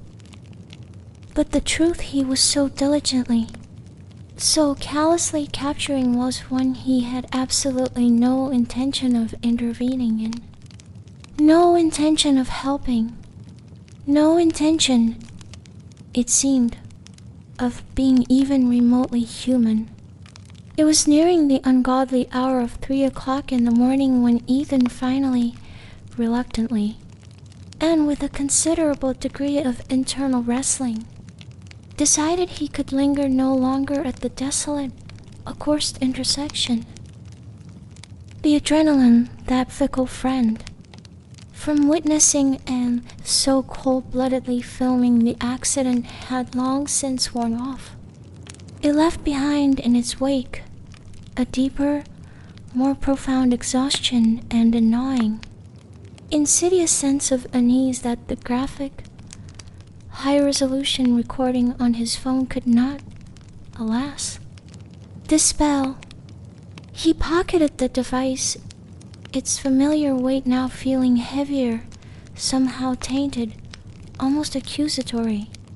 The stall owner, Maria, that silent, enigmatic sentinel of the night, had already begun to pack up her meager, pathetic wares. Her movements were slow, deliberate, almost ritualistic, her profound silence an unnerving, unsettling counterpoint to the violent, bloody drama that had unfolded just yards away, practically on her doorstep. She had not said a single word about the accident, had not even glanced with so much as morbid curiosity towards the body still lying, cooling and abandoned on the road. It was as if it had not happened. Or, perhaps more chillingly, as if such events were commonplace, a tedious Tuesday night occurrence. In this godforsaken, forgotten place, Ethan started the walk back, his steps heavy with fatigue and the nameless, formless dread that clung to him like cobwebs. As he walked, he pulled out his phone again, that infernal device, eager with a shameful, twitching urgency to upload the shocking and potentially career-making. In a very specific, dark corner of the internet of course clip he had recorded, he navigated with practiced ease to his most provocative, most delightfully offensive social media profile, the one where the mighty, the terrible Void Stalker 666 reigned supreme, and began the upload process, already anticipating with a frisson of dark excitement the inevitable storm of reactions, the delicious outrage, the digital carnage. The progress bar crawled with agonizing, infuriating slowness. He watched it, impatient, tapping his foot. Then, abruptly, with a cruelty that was almost personal, it stalled. The network icon, that fickle little symbol of connectivity, vanished. Connection lost. Once again, his phone, his precious conduit to the world he actually valued, was a useless, infuriating brick. A wave of intense, almost unbearable frustration mixed rather unpleasantly with a renewed, sickening surge of fear washed over him. He swore under his breath a rich, colorful, and entirely futile imprecation, shaking the device with a violence that threatened its fragile integrity, as if that would somehow magically restore its connectivity. He looked up, and his heart, that beleaguered organ, sank. It plummeted, in fact, like a stone in a very deep, very dark well. He recognized with a sickening, stomach-churning lurch of utter despair, where he was. He was back on that same, accursed stretch of desolate, unlit, and almost certainly haunted road, the one with the phantom footsteps, the oppressive, suffocating silence, the indelible, inescapable feeling of being watched by unseen, unlikely malevolent eyes. How in the name of all that was unholy had he ended up here again? He had been so sure, so utterly convinced, that he was heading in the opposite direction, towards the more populated, better lit, and infinitely less terrifying main streets. Had he been so engrossed in his phone, so preoccupied with his gruesome, precious footage, that he had wandered blindly, like a fool in a fairy tale, back into this waiting nightmare? It seemed depressingly plausible. Ahead of him, the road stretched like a dark, gaping, hungry maw, an endless, lightless tunnel of absolute blackness. The sparse, unreliable streetlights from before, those pathetic beacons of false hope, seemed to have given up entirely, their flickering spirits extinguished. Now there was no artificial light at all, none whatsoever, only the faint, cold, and utterly indifferent glow of a clouded, disapproving moon that did precious little to penetrate the oppressive, suffocating darkness. The silence here was even deeper, more absolute, more terrifying than before. He was forced, with a reluctance that bordered on physical pain, to use his phone's flashlight, its weak, trembling beam cut a small, inadequate, and frankly quite pathetic circle in the profound, overwhelming blackness, barely illuminating a few feet of the broken, treacherous asphalt in front of him, the surrounding trees and dense, tangled undergrowth pressed in on either side, their shapes indistinct, menacing, and full of horrifying potential in the peripheral. Stygian gloom. To bolster his courage, a commodity rapidly dwindling, or perhaps simply to break the terrifying, crushing silence, Ethan began to whistle. A jaunty, aimless, an utterly inappropriate tune he'd heard on the radio earlier that day, in what now felt like a different lifetime, a different, saner reality. The sound, though small and reedy, seemed to push back, however feebly, against the encroaching darkness, a tiny, defiant assertion of his presence in this vast, indifferent and increasingly hostile emptiness. He walked, whistling his pathetic little tune, his flashlight beam bobbing and weaving with each unsteady step, trying to focus on the melody, trying with all his might to ignore the prickling, crawling sensation on his skin, the undeniable feeling that he was not, by any stretch of the imagination, alone.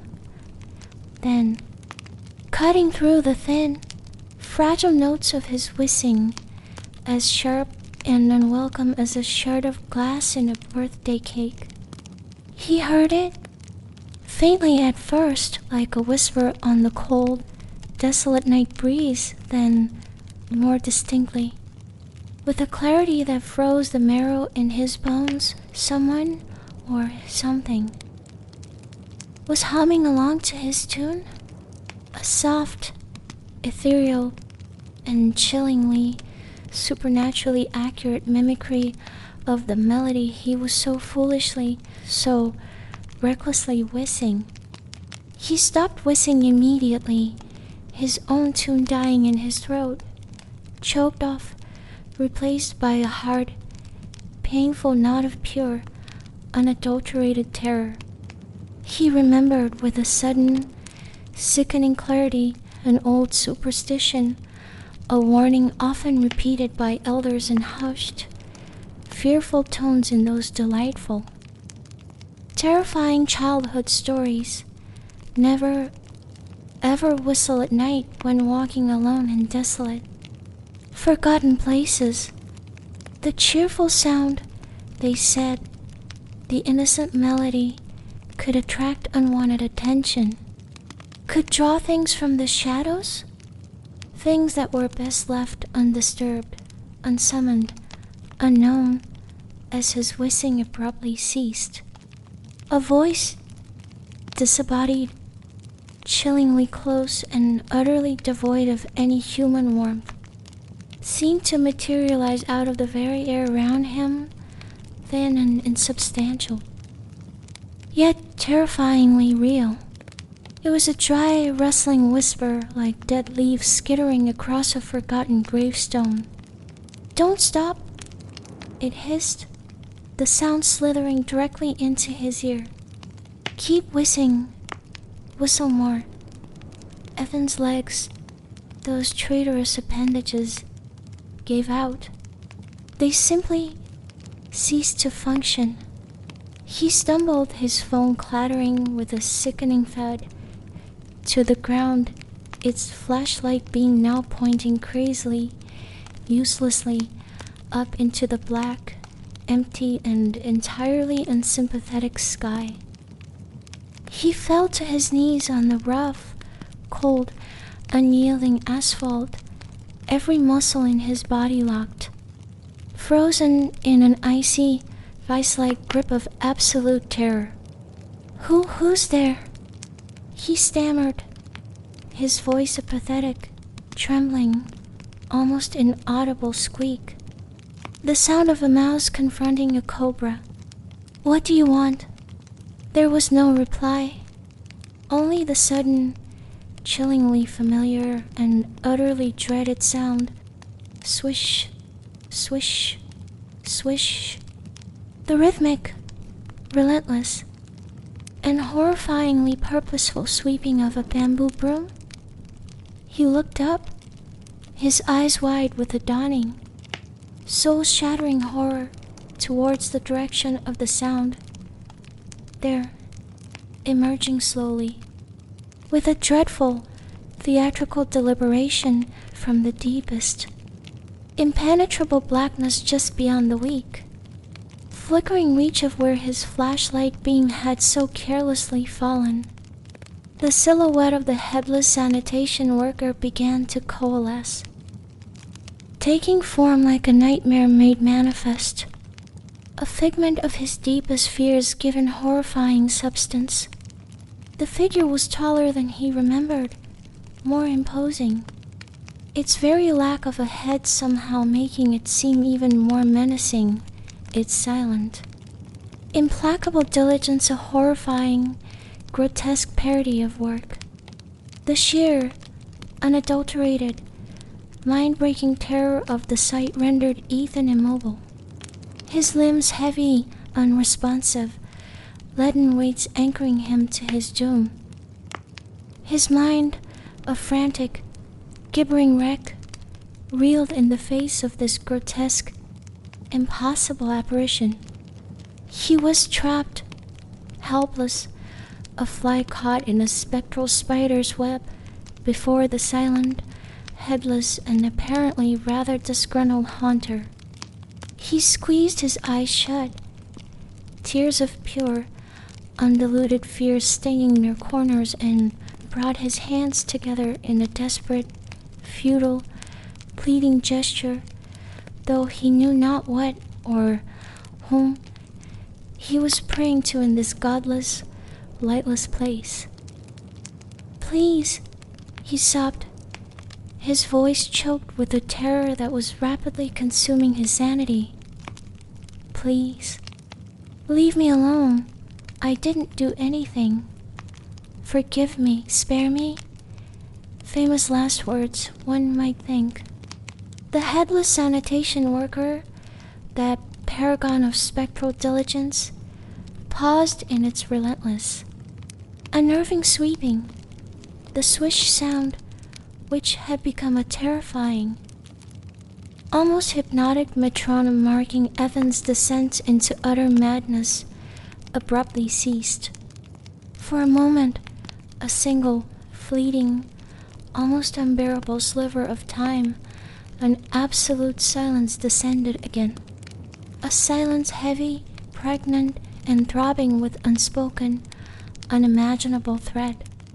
Ethan, still on his knees, eyes squeezed shut with the desperation of a condemned man, dared to hope, just for that fleeting, foolish second, he dared to hope that his desperate, pathetic pleas had been heard, that the nightmare was receding, that perhaps this was all just a very, very bad dream brought on by too much cheap romance and existential dread.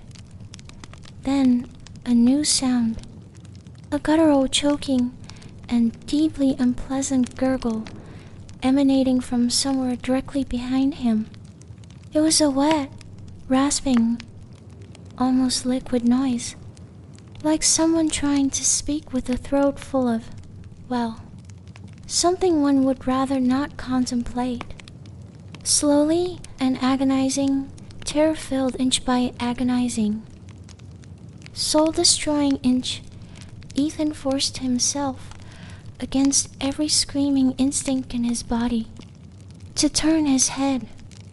His heart hammered against his ribs, each beat a painful, violent explosion in his chest.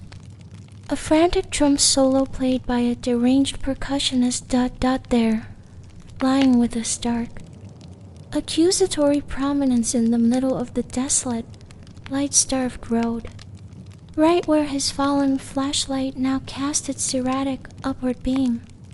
Was the bright yellow construction helmet the very same helmet he had kicked? With such casual, unthinking contempt into the shadowy bushes earlier that fateful night, it lay there stark, vibrant and deeply, profoundly accusing in the oppressive gloom, and from beneath its hard, plastic rim, something was emerging, slowly, hideously, with a nightmarish deliberation that stretched time into an eternity of horror. A head began to materialize, as if being birthed, grotesquely, from the very inert plastic of the helmet itself. It was not, you will be unsurprised to learn, a normal head. The skin was a putrid, bruised and utterly repellent purplish gray, like that of a long-drowned, waterlogged corpse. Its eyes, wide staring and utterly devoid of any spark of life or sanity, were a milky, dead white. Pupilless, yet somehow, horrifyingly, seemingly fixed on Ethan with an expression of unimaginable, bone-deep hatred. They were sunk deep into their sockets, dark, accusing pits of spectral damnation. The mouth, a gaping, lipless, and impossibly wide gash in the discolored, decaying flesh, was stretched in a silent, eternal scream, revealing a horrifying, nightmarish array of long, needle-sharp, and alarmingly discolored teeth, like those of some deep-sea predator dredged from the blackest, most forgotten trenches of the ocean. A rank, fetid, and utterly stomach-churning odor, the unmistakable, cloying smell of grave dirt, decay, and ancient, unexpressed grievances, wafted from it, making Ethan gag, his stomach heaving in protest. The disembodied head, seemingly floating just above the gritty asphalt, its gruesome, unseen neck a ragged, torn, and undoubtedly messy stump, let out a choked, unearthly, and blood-curdling roar, a sound that seemed to claw at Ethan's already tattered sanity, a sound not of this world. You, it shrieked, the voice a ghastly, wet, and horrifyingly articulate rasp, thick with an ancient, implacable malice and an otherworldly, incandescent rage. Why did you kick my head? Why did you desecrate my resting place? WHY? Tell me why. Each WHY, each syllable, was a fresh, brutal wave of terror, a sonic assault that vibrated through Ethan's very bones, shaking him to his core. The accusing, dead white eyes bored into him, pinning him like an insect to a display board with their dead, unwavering and utterly terrifying stare. Ethan was beyond screaming now, beyond coherent thought, beyond anything remotely resembling a rational response. This was a level of horror he could not have conceived, not in his wildest, most fevered nightmares. A direct, vengeful, and deeply personal confrontation with the very tangible, or perhaps intangible consequence of his earlier, casual, and deeply disrespectful act of minor vandalism. The anger, the palpable pain, the sheer, overwhelming otherworldly menace radiating from that grotesque, talking head was overwhelming. He scrambled backwards, crab-like, his hands and feet slipping and scrabbling on the loose, sharp gravel, his mind a maelstrom of pure, unadulterated, and entirely understandable panic. He finally somehow found his feet, though they felt like lead weights, unsteady, unreliable, and entirely unwilling to cooperate. With a strangled sob, a sound more animal than human, a pathetic whimper of a soul in its death throes, he turned and fled, blindly, desperately, into the suffocating, indifferent darkness. He had no idea which way led to safety, which way led back to the comforting, mundane land of the living. He simply ran, his lungs burning, his throat raw, the horrifying, indelible image of the purplish, accusing head and the silent, watchful, headless worker seared permanently into his traumatized brain. He ran as if the very hounds of hell themselves were snapping at his bleeding heels. The sound of that terrible, gurgling, accusatory shriek echoing in his ears. A promise of eternal torment he knew, with a certainty that chilled him to the soul. He could never, ever outrun. He ran and ran, a mindless automaton of fear, until, through the tears and the terror, he saw a faint, familiar, and almost unbearably welcome yellow glow in the distance. The food stall. The cursed, yet suddenly hopeful, food stall at the intersection. He stumbled towards it, a drowning man reaching with his last ounce of strength for a phantom, illusory buoy. The scene that greeted him was utterly, jarringly mundane, and for that very reason, all the more terrifying. The intersection was quiet, still. The stall owner, Maria, was wiping down a plastic table with a damp, gray cloth, her movements slow, methodical, almost hypnotic. There was no sign of the motorcycle, no sign of the old woman's broken body, no puddles of blood gleaming darkly, accusingly, on the grimy asphalt. It was as if the horrific, violent accident he had witnessed and so callously, so opportunistically filmed had never occurred. Vanished like a bad dream upon waking. The air was still, the only sound her cloth on the plastic and the distant, indifferent hum of the sleeping city. Ethan, gasping for breath, his clothes torn, his bare feet bleeding and bruised, stumbled towards her, a figure of abject terror. The accident, he choked out, his voice hoarse and cracking, pointing a trembling, accusatory finger towards the empty, silent road.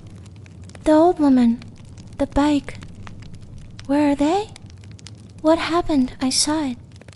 Maria paused in her wiping, looking up at him with an expression that was not unkind, but held a deep, weary, and almost maternal pity. And perhaps, just perhaps, a touch of fear in her own ancient eyes. "Son, are you all right?" she asked, her voice calm, steady, a stark, almost cruel contrast to his frantic, hysterical state. "You look like you've seen a ghost, or perhaps several." She offered a small, sad smile. "There hasn't been any accident here tonight, dear. Not a thing. It's been quiet as the grave, as they say, since you first got here." No, I saw it," Ethan insisted, his voice cracking, rising in pitch with a desperate, near hysterical intensity. "The old beggar woman, she was hit. The motorcycle rider, his head. I filmed it. It's on my phone. I have proof." He fumbled for his phone, his hand shaking so violently he almost dropped it again, the device suddenly feeling alien and treacherous in his grasp. Maria's expression softened further, but her eyes, those dark, knowing pools, held a profound, sorrowful look. She lowered her voice, leaning in slightly, as if sharing a dark, forbidden secret.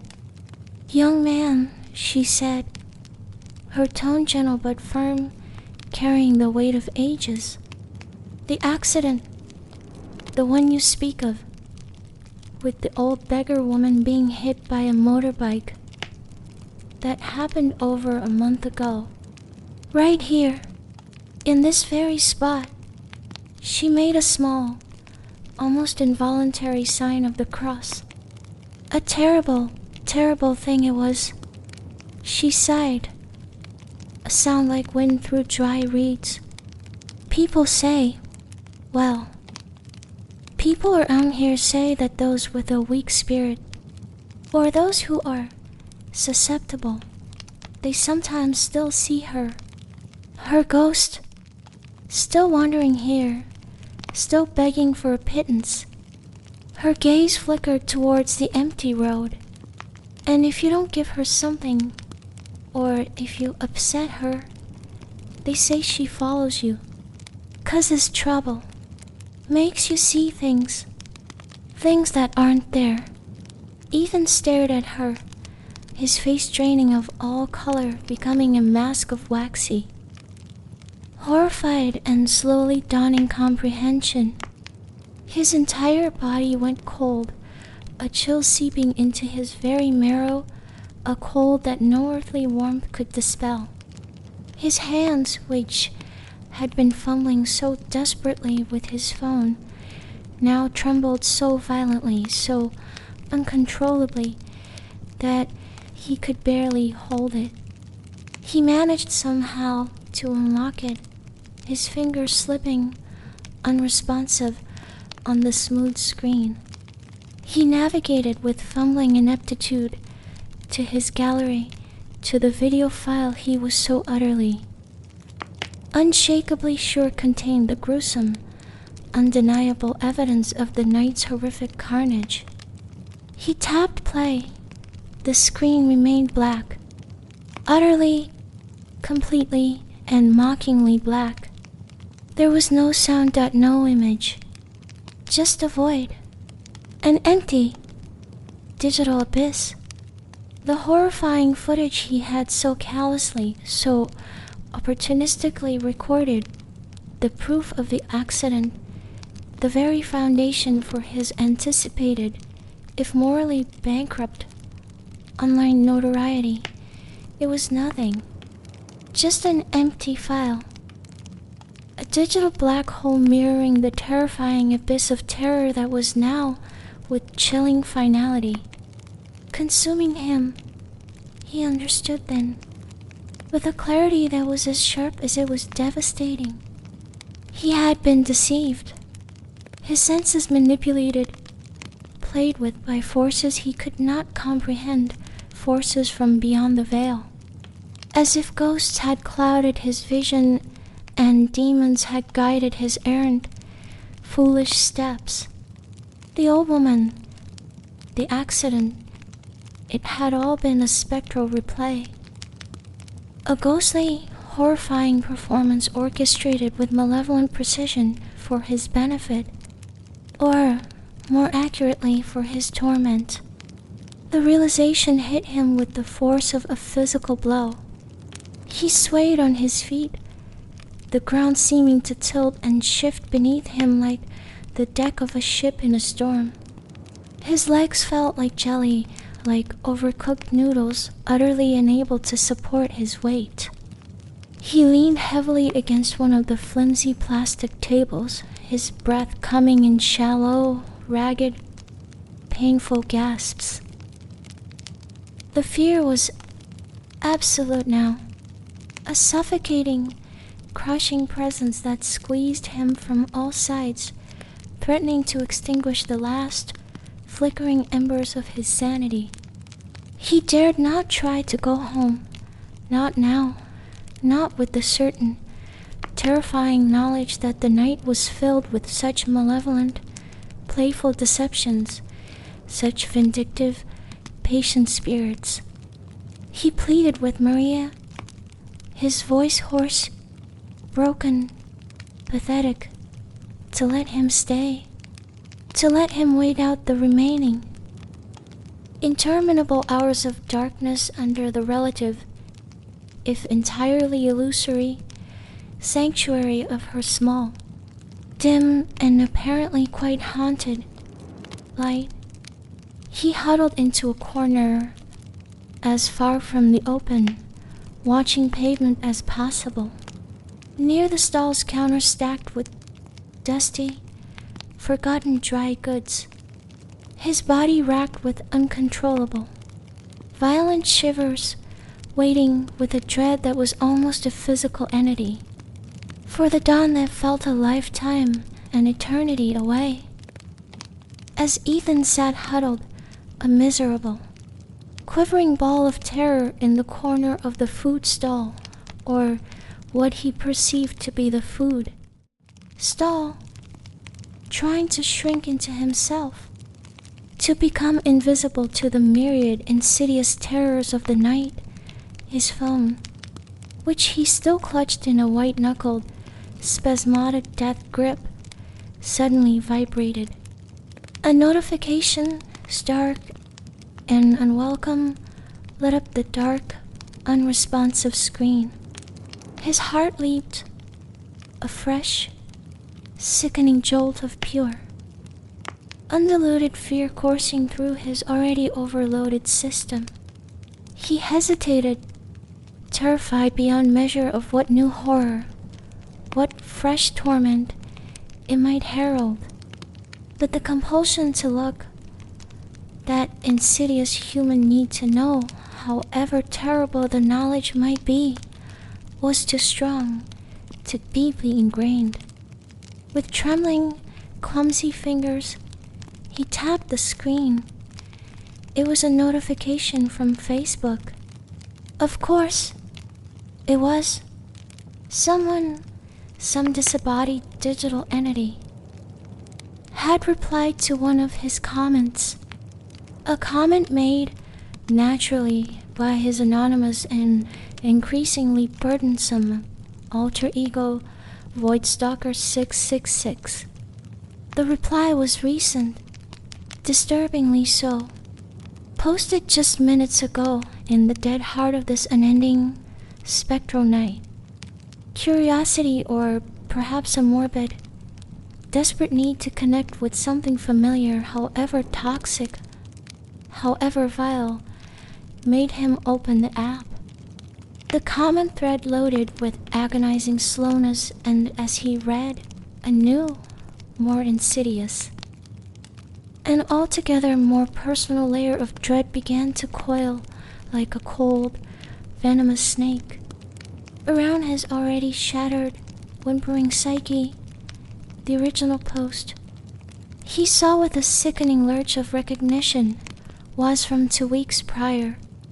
It was a news article shared by a local community page detailing the tragic, violent death of a municipal sanitation worker. The worker, the article stated with grim, factual precision, had been struck by a hit-and-run driver while performing his duties late at night, diligently cleaning the gutters along a dimly lit and clearly quite hazardous section of road. The impact, the report clinically described, had been horrific. The sheer, brutal force of the collision had thrown the victim high into the air, his body striking a sharp, unforgiving, metal traffic signpost at the side of the road.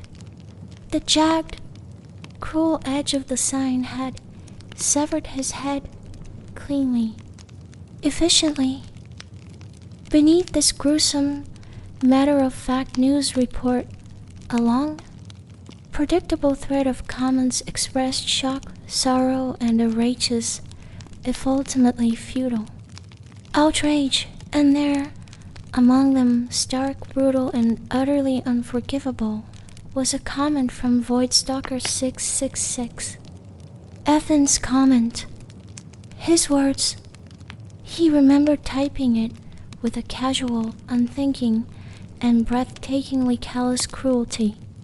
A little poisoned dart flung out into the digital void for no reason other than to provoke, to stir the pot, to feel that pathetic little flicker of power. He had written with a smugness that now made his stomach churn with self-loathing. Play stupid games, win stupid prizes. If you're too dumb to watch out for traffic, maybe you deserve what you get. Natural selection at work. LOL. The LOL, in particular, now seemed to mock him with a demonic glee. The reply that had just come in, the one that had triggered this fresh wave of horror, was from an account with no profile picture, a ghostly, anonymous blank, and a generic, unidentifiable and vaguely threatening name. It simply, chillingly read, "He was working right where you saw him tonight. He remembers you." Ethan's breath hitched, caught in his throat like a trapped bird. He scrolled further down the original common thread, his eyes wide with a dawning, sickening, an utterly inescapable understanding.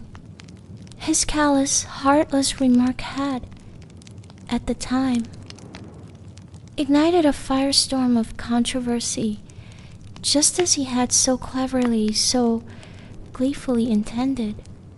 People had attacked him, defended the worker, argued amongst themselves with a passion usually reserved for sports teams or political affiliations. He had relished it then, hadn't he? The chaos, the attention, the feeling of being at the center of a digital maelstrom. Now the words on the screen, his own words, seemed to pulse with a malevolent, almost sentient energy. He had not just made one such comment. Oh no. He scrolled with a mounting sense of dread and self-disgust through Voidstalker 666's activity log. There were dozens, hundreds of them, attached like festering leeches to countless articles and posts. Tragedies, accidents, personal misfortunes, public grief. he had waded into all of them, a digital vulture, a gleeful purveyor of second-hand misery, never bothering to absorb the details, never considering the real, raw human suffering involved. His sole, pathetic aim had been to spew the most inflammatory, shocking, and deliberately cruel remarks possible, all to farm engagement, as the charming modern parlance goes, all to feel that fleeting, artificial, and ultimately empty sense of power. The sanitation worker, the headless figure he had seen, it had not been a random apparition, a generic spook from the local ghost registry. The article mentioned the worker was killed at a poorly lit T-junction late at night. The location described, the timing, the horrific, specific nature of the death. It all chillingly, undeniably matched the area of the possibly spectral food stall, the very place where he had first encountered the headless, industrious horror. The realization crashed down on Ethan with the force of a physical, crashing blow.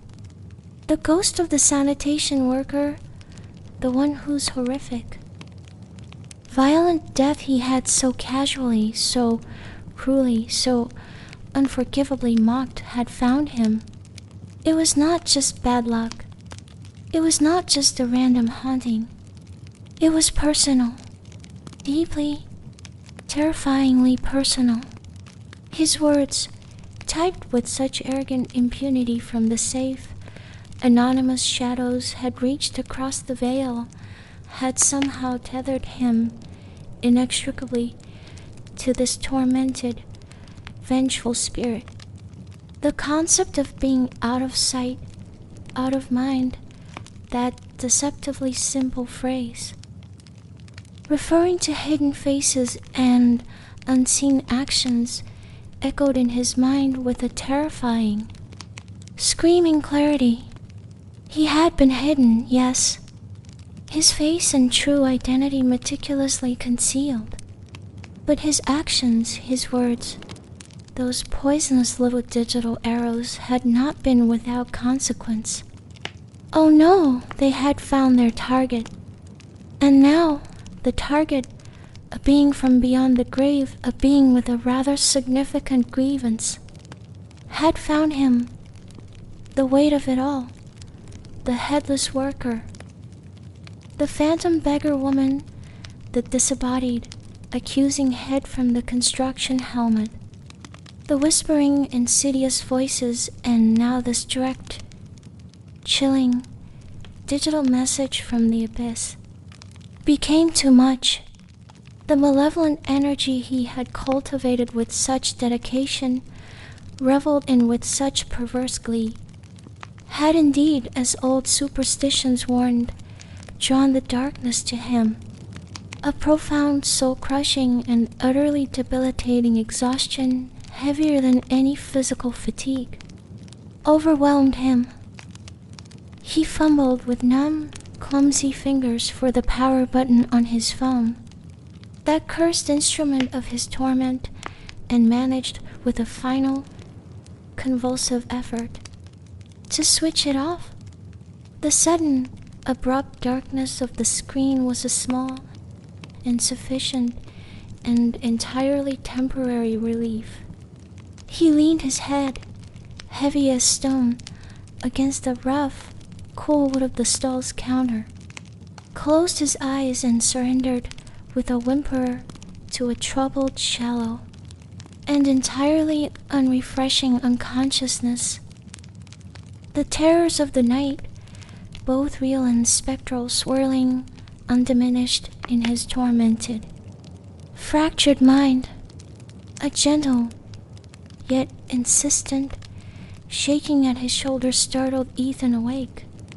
He gasped, a harsh, tearing sound, his eyes flying open, his body tensing instinctively for another onslaught of unimaginable terror.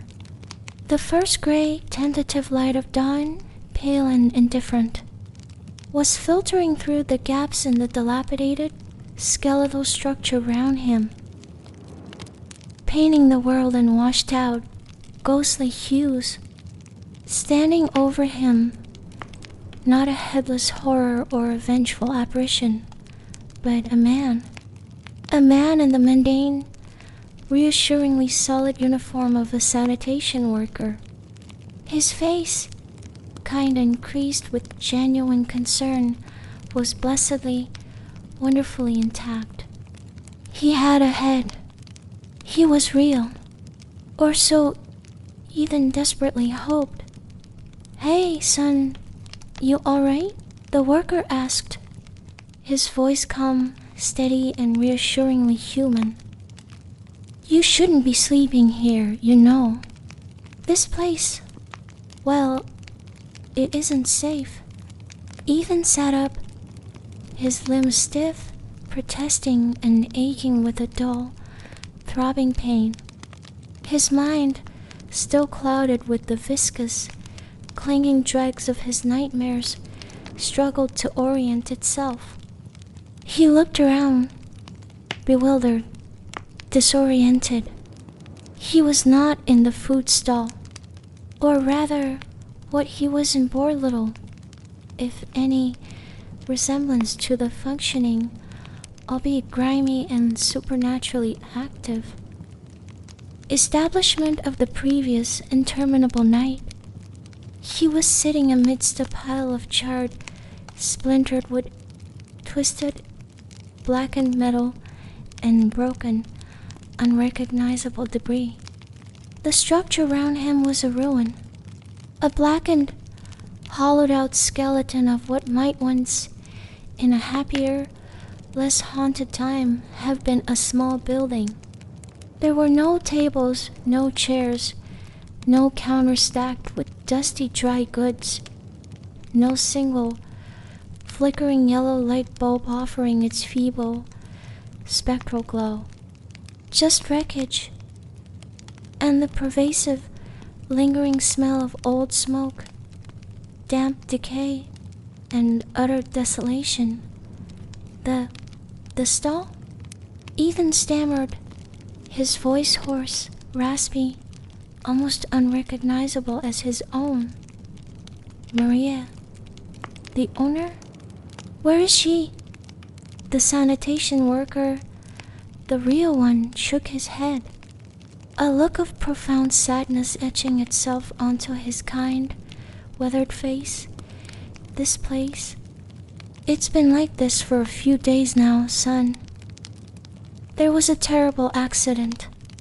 A truck, out of control, they say, plowed right into it. Middle of the night."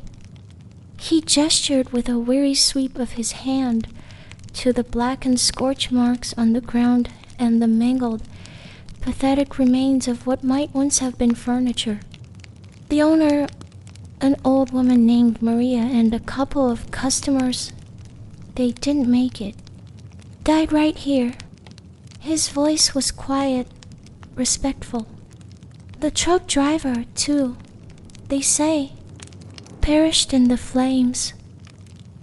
A real tragedy." He paused, then added with a note of gentle concern, "You should probably head home, son. Get some proper rest. This ain't no place to be sleeping. Bad memories here."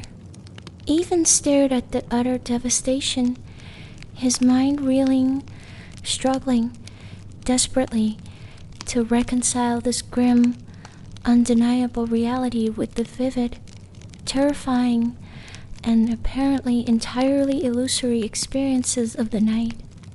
The food stall where he had sought refuge, where Maria had spoken to him with such calm. Knowing pity, where he had huddled in abject fear. Had it all been an illusion? A ghostly, elaborate echo of a place that no longer existed in the world of the living?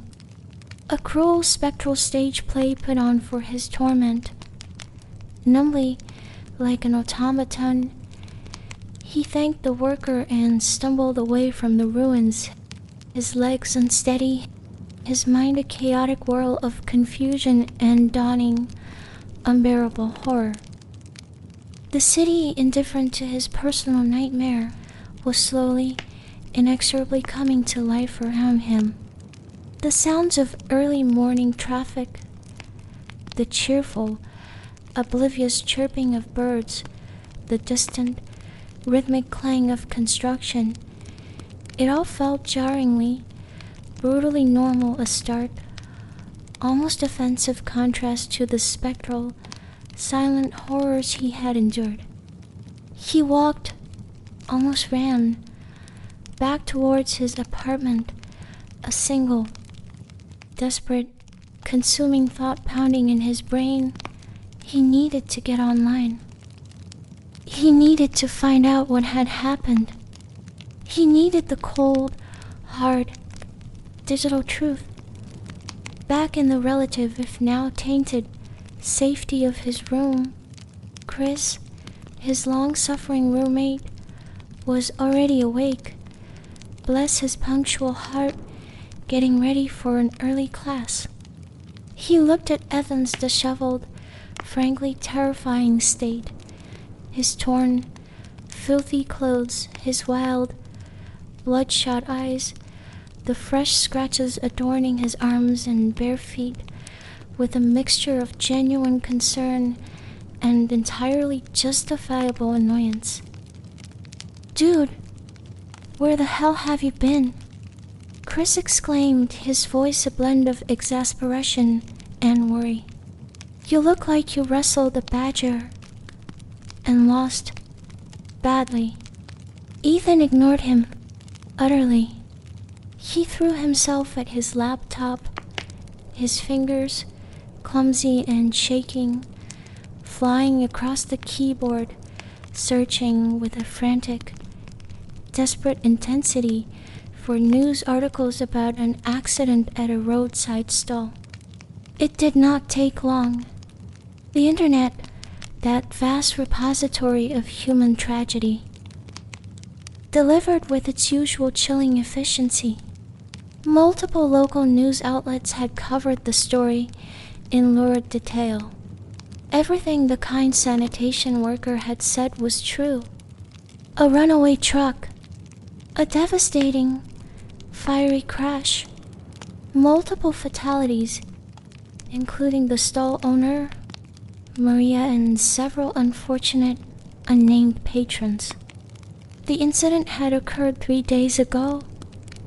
He scrolled through the articles, his blood running cold, a frozen river in his veins.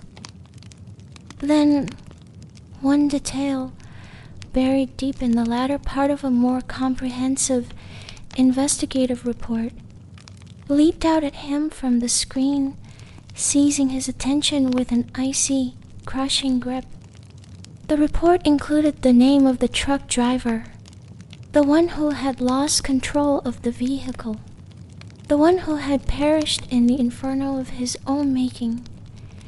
It was the same man, the same truck driver, the same poor, unfortunate soul whose Facebook profile Ethan, in his guise as the magniloquent Void Stalker 666, had so viciously, so pointlessly, so unforgivably attacked just weeks before.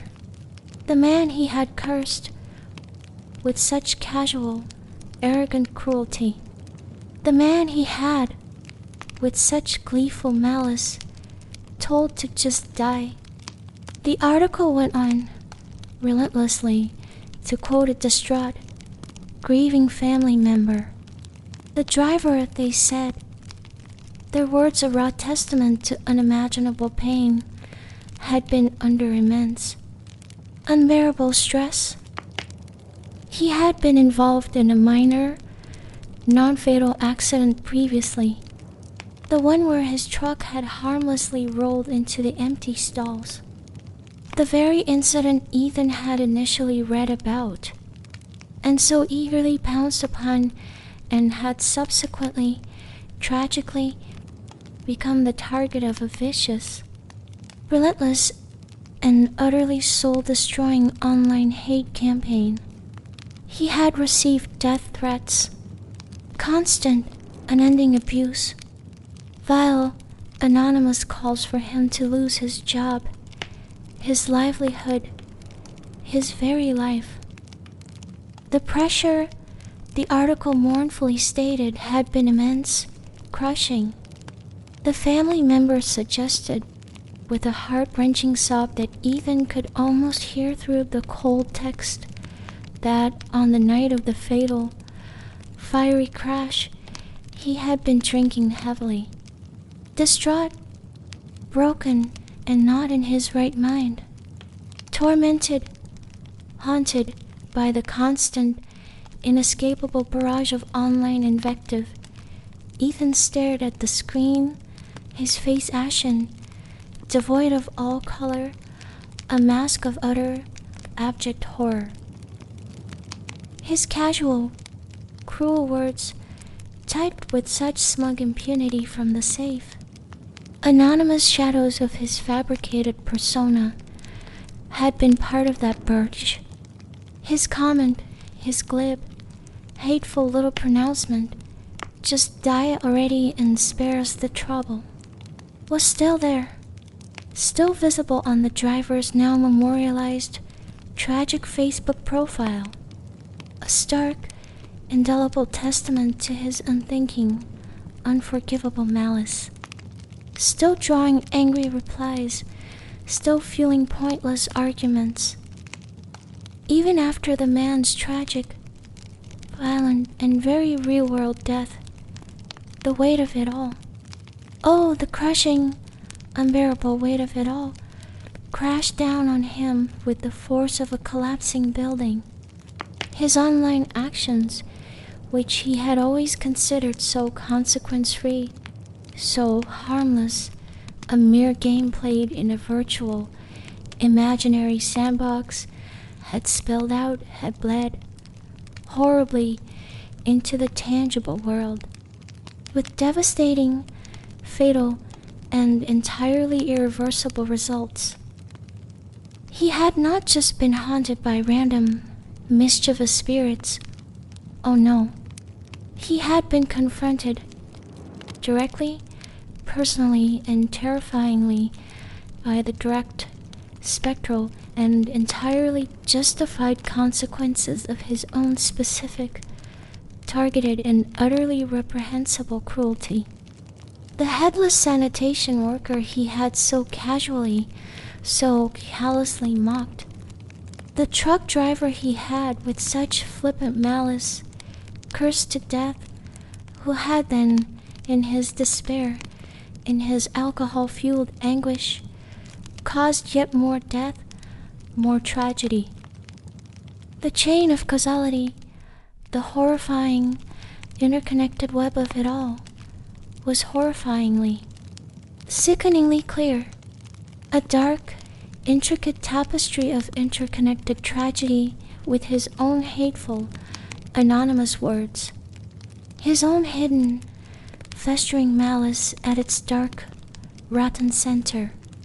The idea of out of sight, out of mind was no longer just about the unseen, forgotten dead that don't know.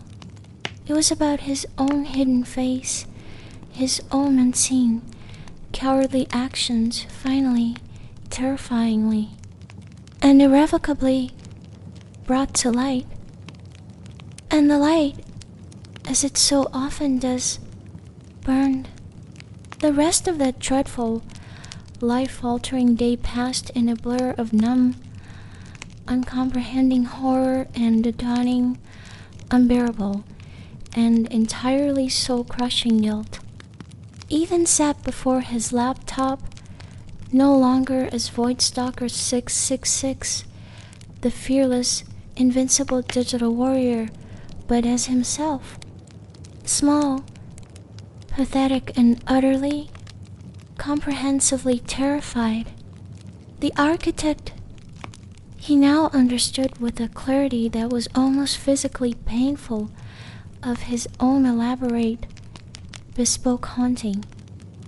He began the painstaking, agonizing process of erasure, a digital exorcism, if you will.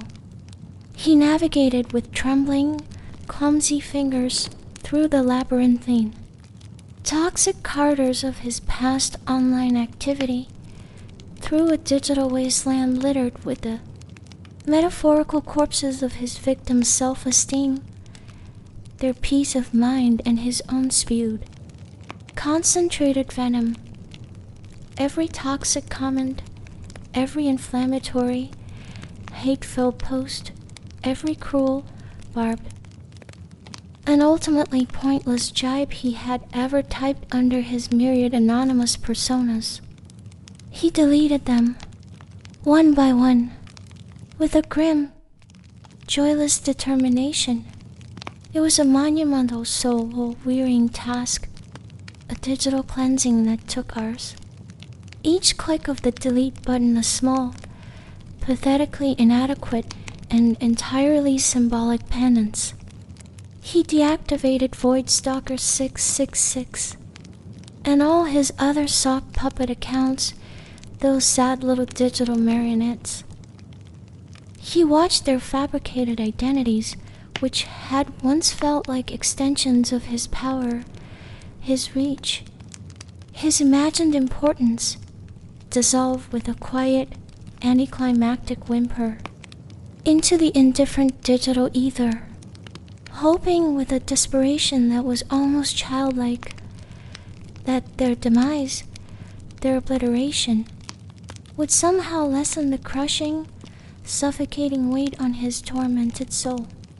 He changed his passwords on his legitimate, rarely used accounts, logged out of everything, and pushed the laptop away, its screen's familiar glow now feeling like an accuser's unwavering, condemning glare. Life after that night of unspeakable terror and unbearable revelation was different, subdued, profoundly, irrevocably altered. The bravado, that cheap, easily manufactured online swagger, the simmering anger, the constant, gnawing need for digital conflict and validation, it had all leached out of him, drained away, leaving behind a quiet, persistent, and deeply unsettling fear, and a heavy, suffocating cloak of remorse, a garment he would likely wear for the rest of his miserable days. He started attending classes regularly with a diligence that surprised everyone, including himself, sitting not at the back, lurking in the shadows, but somewhere in the middle, a beige, unremarkable student trying with a quiet desperation to absorb the lectures, to find a foothold, however precarious. Back in the tangible, unforgiving world he had so long, so foolishly neglected. He even spoke to his roommates, Chris and Mark, offering quiet, mumbled, and entirely sincere apologies for his past egregious behavior, his nocturnal disruptions, his general unpleasantness. They, surprised and perhaps a little worried by the sudden, dramatic transformation, offered hesitant, a genuine acceptance, a small, unexpected flicker of human kindness in his newly darkened world. He still felt the chill, though, oh yes, he still jumped at shadows, at unexpected noises, at the creak of a floorboard in the dead of night. Sleep remained elusive, a fickle, unwilling mistress, often punctuated by fragmented, terrifying nightmares, a flash of a bright yellow helmet lying accusingly in the dark, the rhythmic, relentless swish of a bamboo broom on cold asphalt, milky white, pupilless eyes staring with infinite hatred from a purplish, decaying face. The sudden, deafening roar of an unseen, phantom truck. And sometimes, when he was walking alone, especially as dusk, that treacherous, liminal hour, began to settle like a shroud over the city, he would catch a fleeting, almost subliminal glimpse from the very corner of his eye. A dark, indistinct figure half hidden in a shadowy doorway, or the horrifying, unmistakable suggestion of a headless form just a little way behind him, sweeping. Always sweeping.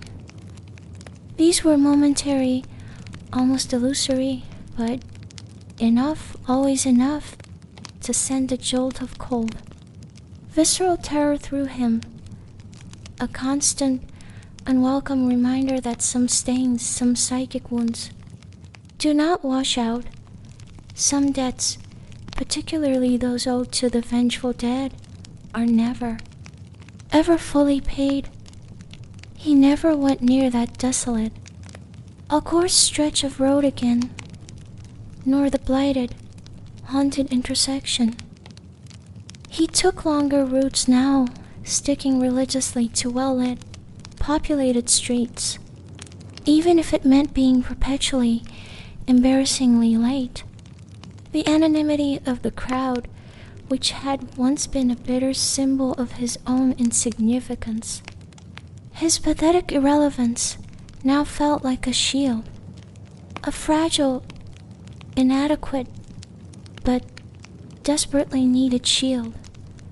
The world, he was learning, with a slowness born of trauma and profound regret, was not a digital playground where actions were devoid of consequence, where words could be flung like poisoned darts without fear of repercussion. Words, he now understood with a chilling, bone-deep certainty, had power. Real power, even those typed in the safe, comforting shadows of anonymity, even those launched with such casual, unthinking malice from behind a hidden, fabricated face. They could wound, they could destroy, and sometimes, oh yes, sometimes they could echo back from the abyss, carried on the cold, whispering breath of the unseen, demanding a terrible, deeply personal, and entirely inescapable reckoning. The negative, malevolent energy he had cultivated with such dedication, reveled in with such perverse, self-destructive glee, had indeed, as all the old tales warned, drawn the darkness to him, and a part of that darkness, he suspected with a weary, resigned certainty, would linger with him always. A cold, persistent shadow clinging with unwelcome tenacity to his fractured, forever haunted soul. He could only hope, with a faint, flickering ember of something that might one day resemble optimism, that by walking a different path, by trying, however feebly, to cultivate kindness instead of cruelty, he might, one day, lessen its oppressive, suffocating weight. But the echoes of the unseen, he knew, deep in the marrow of his bones, would never entirely fade. They were a part of him now, a chilling, indelible testament to the night he faced the true, terrible, and entirely non-negotiable price of his hidden, hateful heart. And so our little narrative sputters to its close, leaving us as such things do in the quiet, vibrating hum of its aftermath. Your screen is dark now, isn't it? But the images, they might just cling a bit, a rather persistent, chilling reminder of the unseen bills that come due for our hidden selves. And, of course, that terrifyingly modern notion that some ghosts aren't born of ancient curses moldering in forgotten crypts, but of fresh, gleaming digital sins. How very 21st century! Thank you for choosing to spend your precious pre-slumber hours with us here at Sleepy Horror Tales. If the particular shadows we've stitched together for you tonight have intrigued you or perhaps prompted a delightful little shiver to trace your spine, then by all means do leave a like. Subscribe if you dare for more narratives designed to unsettle. And please, share your own quaint thoughts or parallel experiences in the comments below. We peruse them all. You know, especially in the dead of night, it's rather like digital archaeology. Until our paths inevitably cross again in the welcoming dark, may your own online excursions be conspicuously free of unseen and uninvited watchers, and may your sleep be, well, let's just say, may it be remarkably interesting. Good night.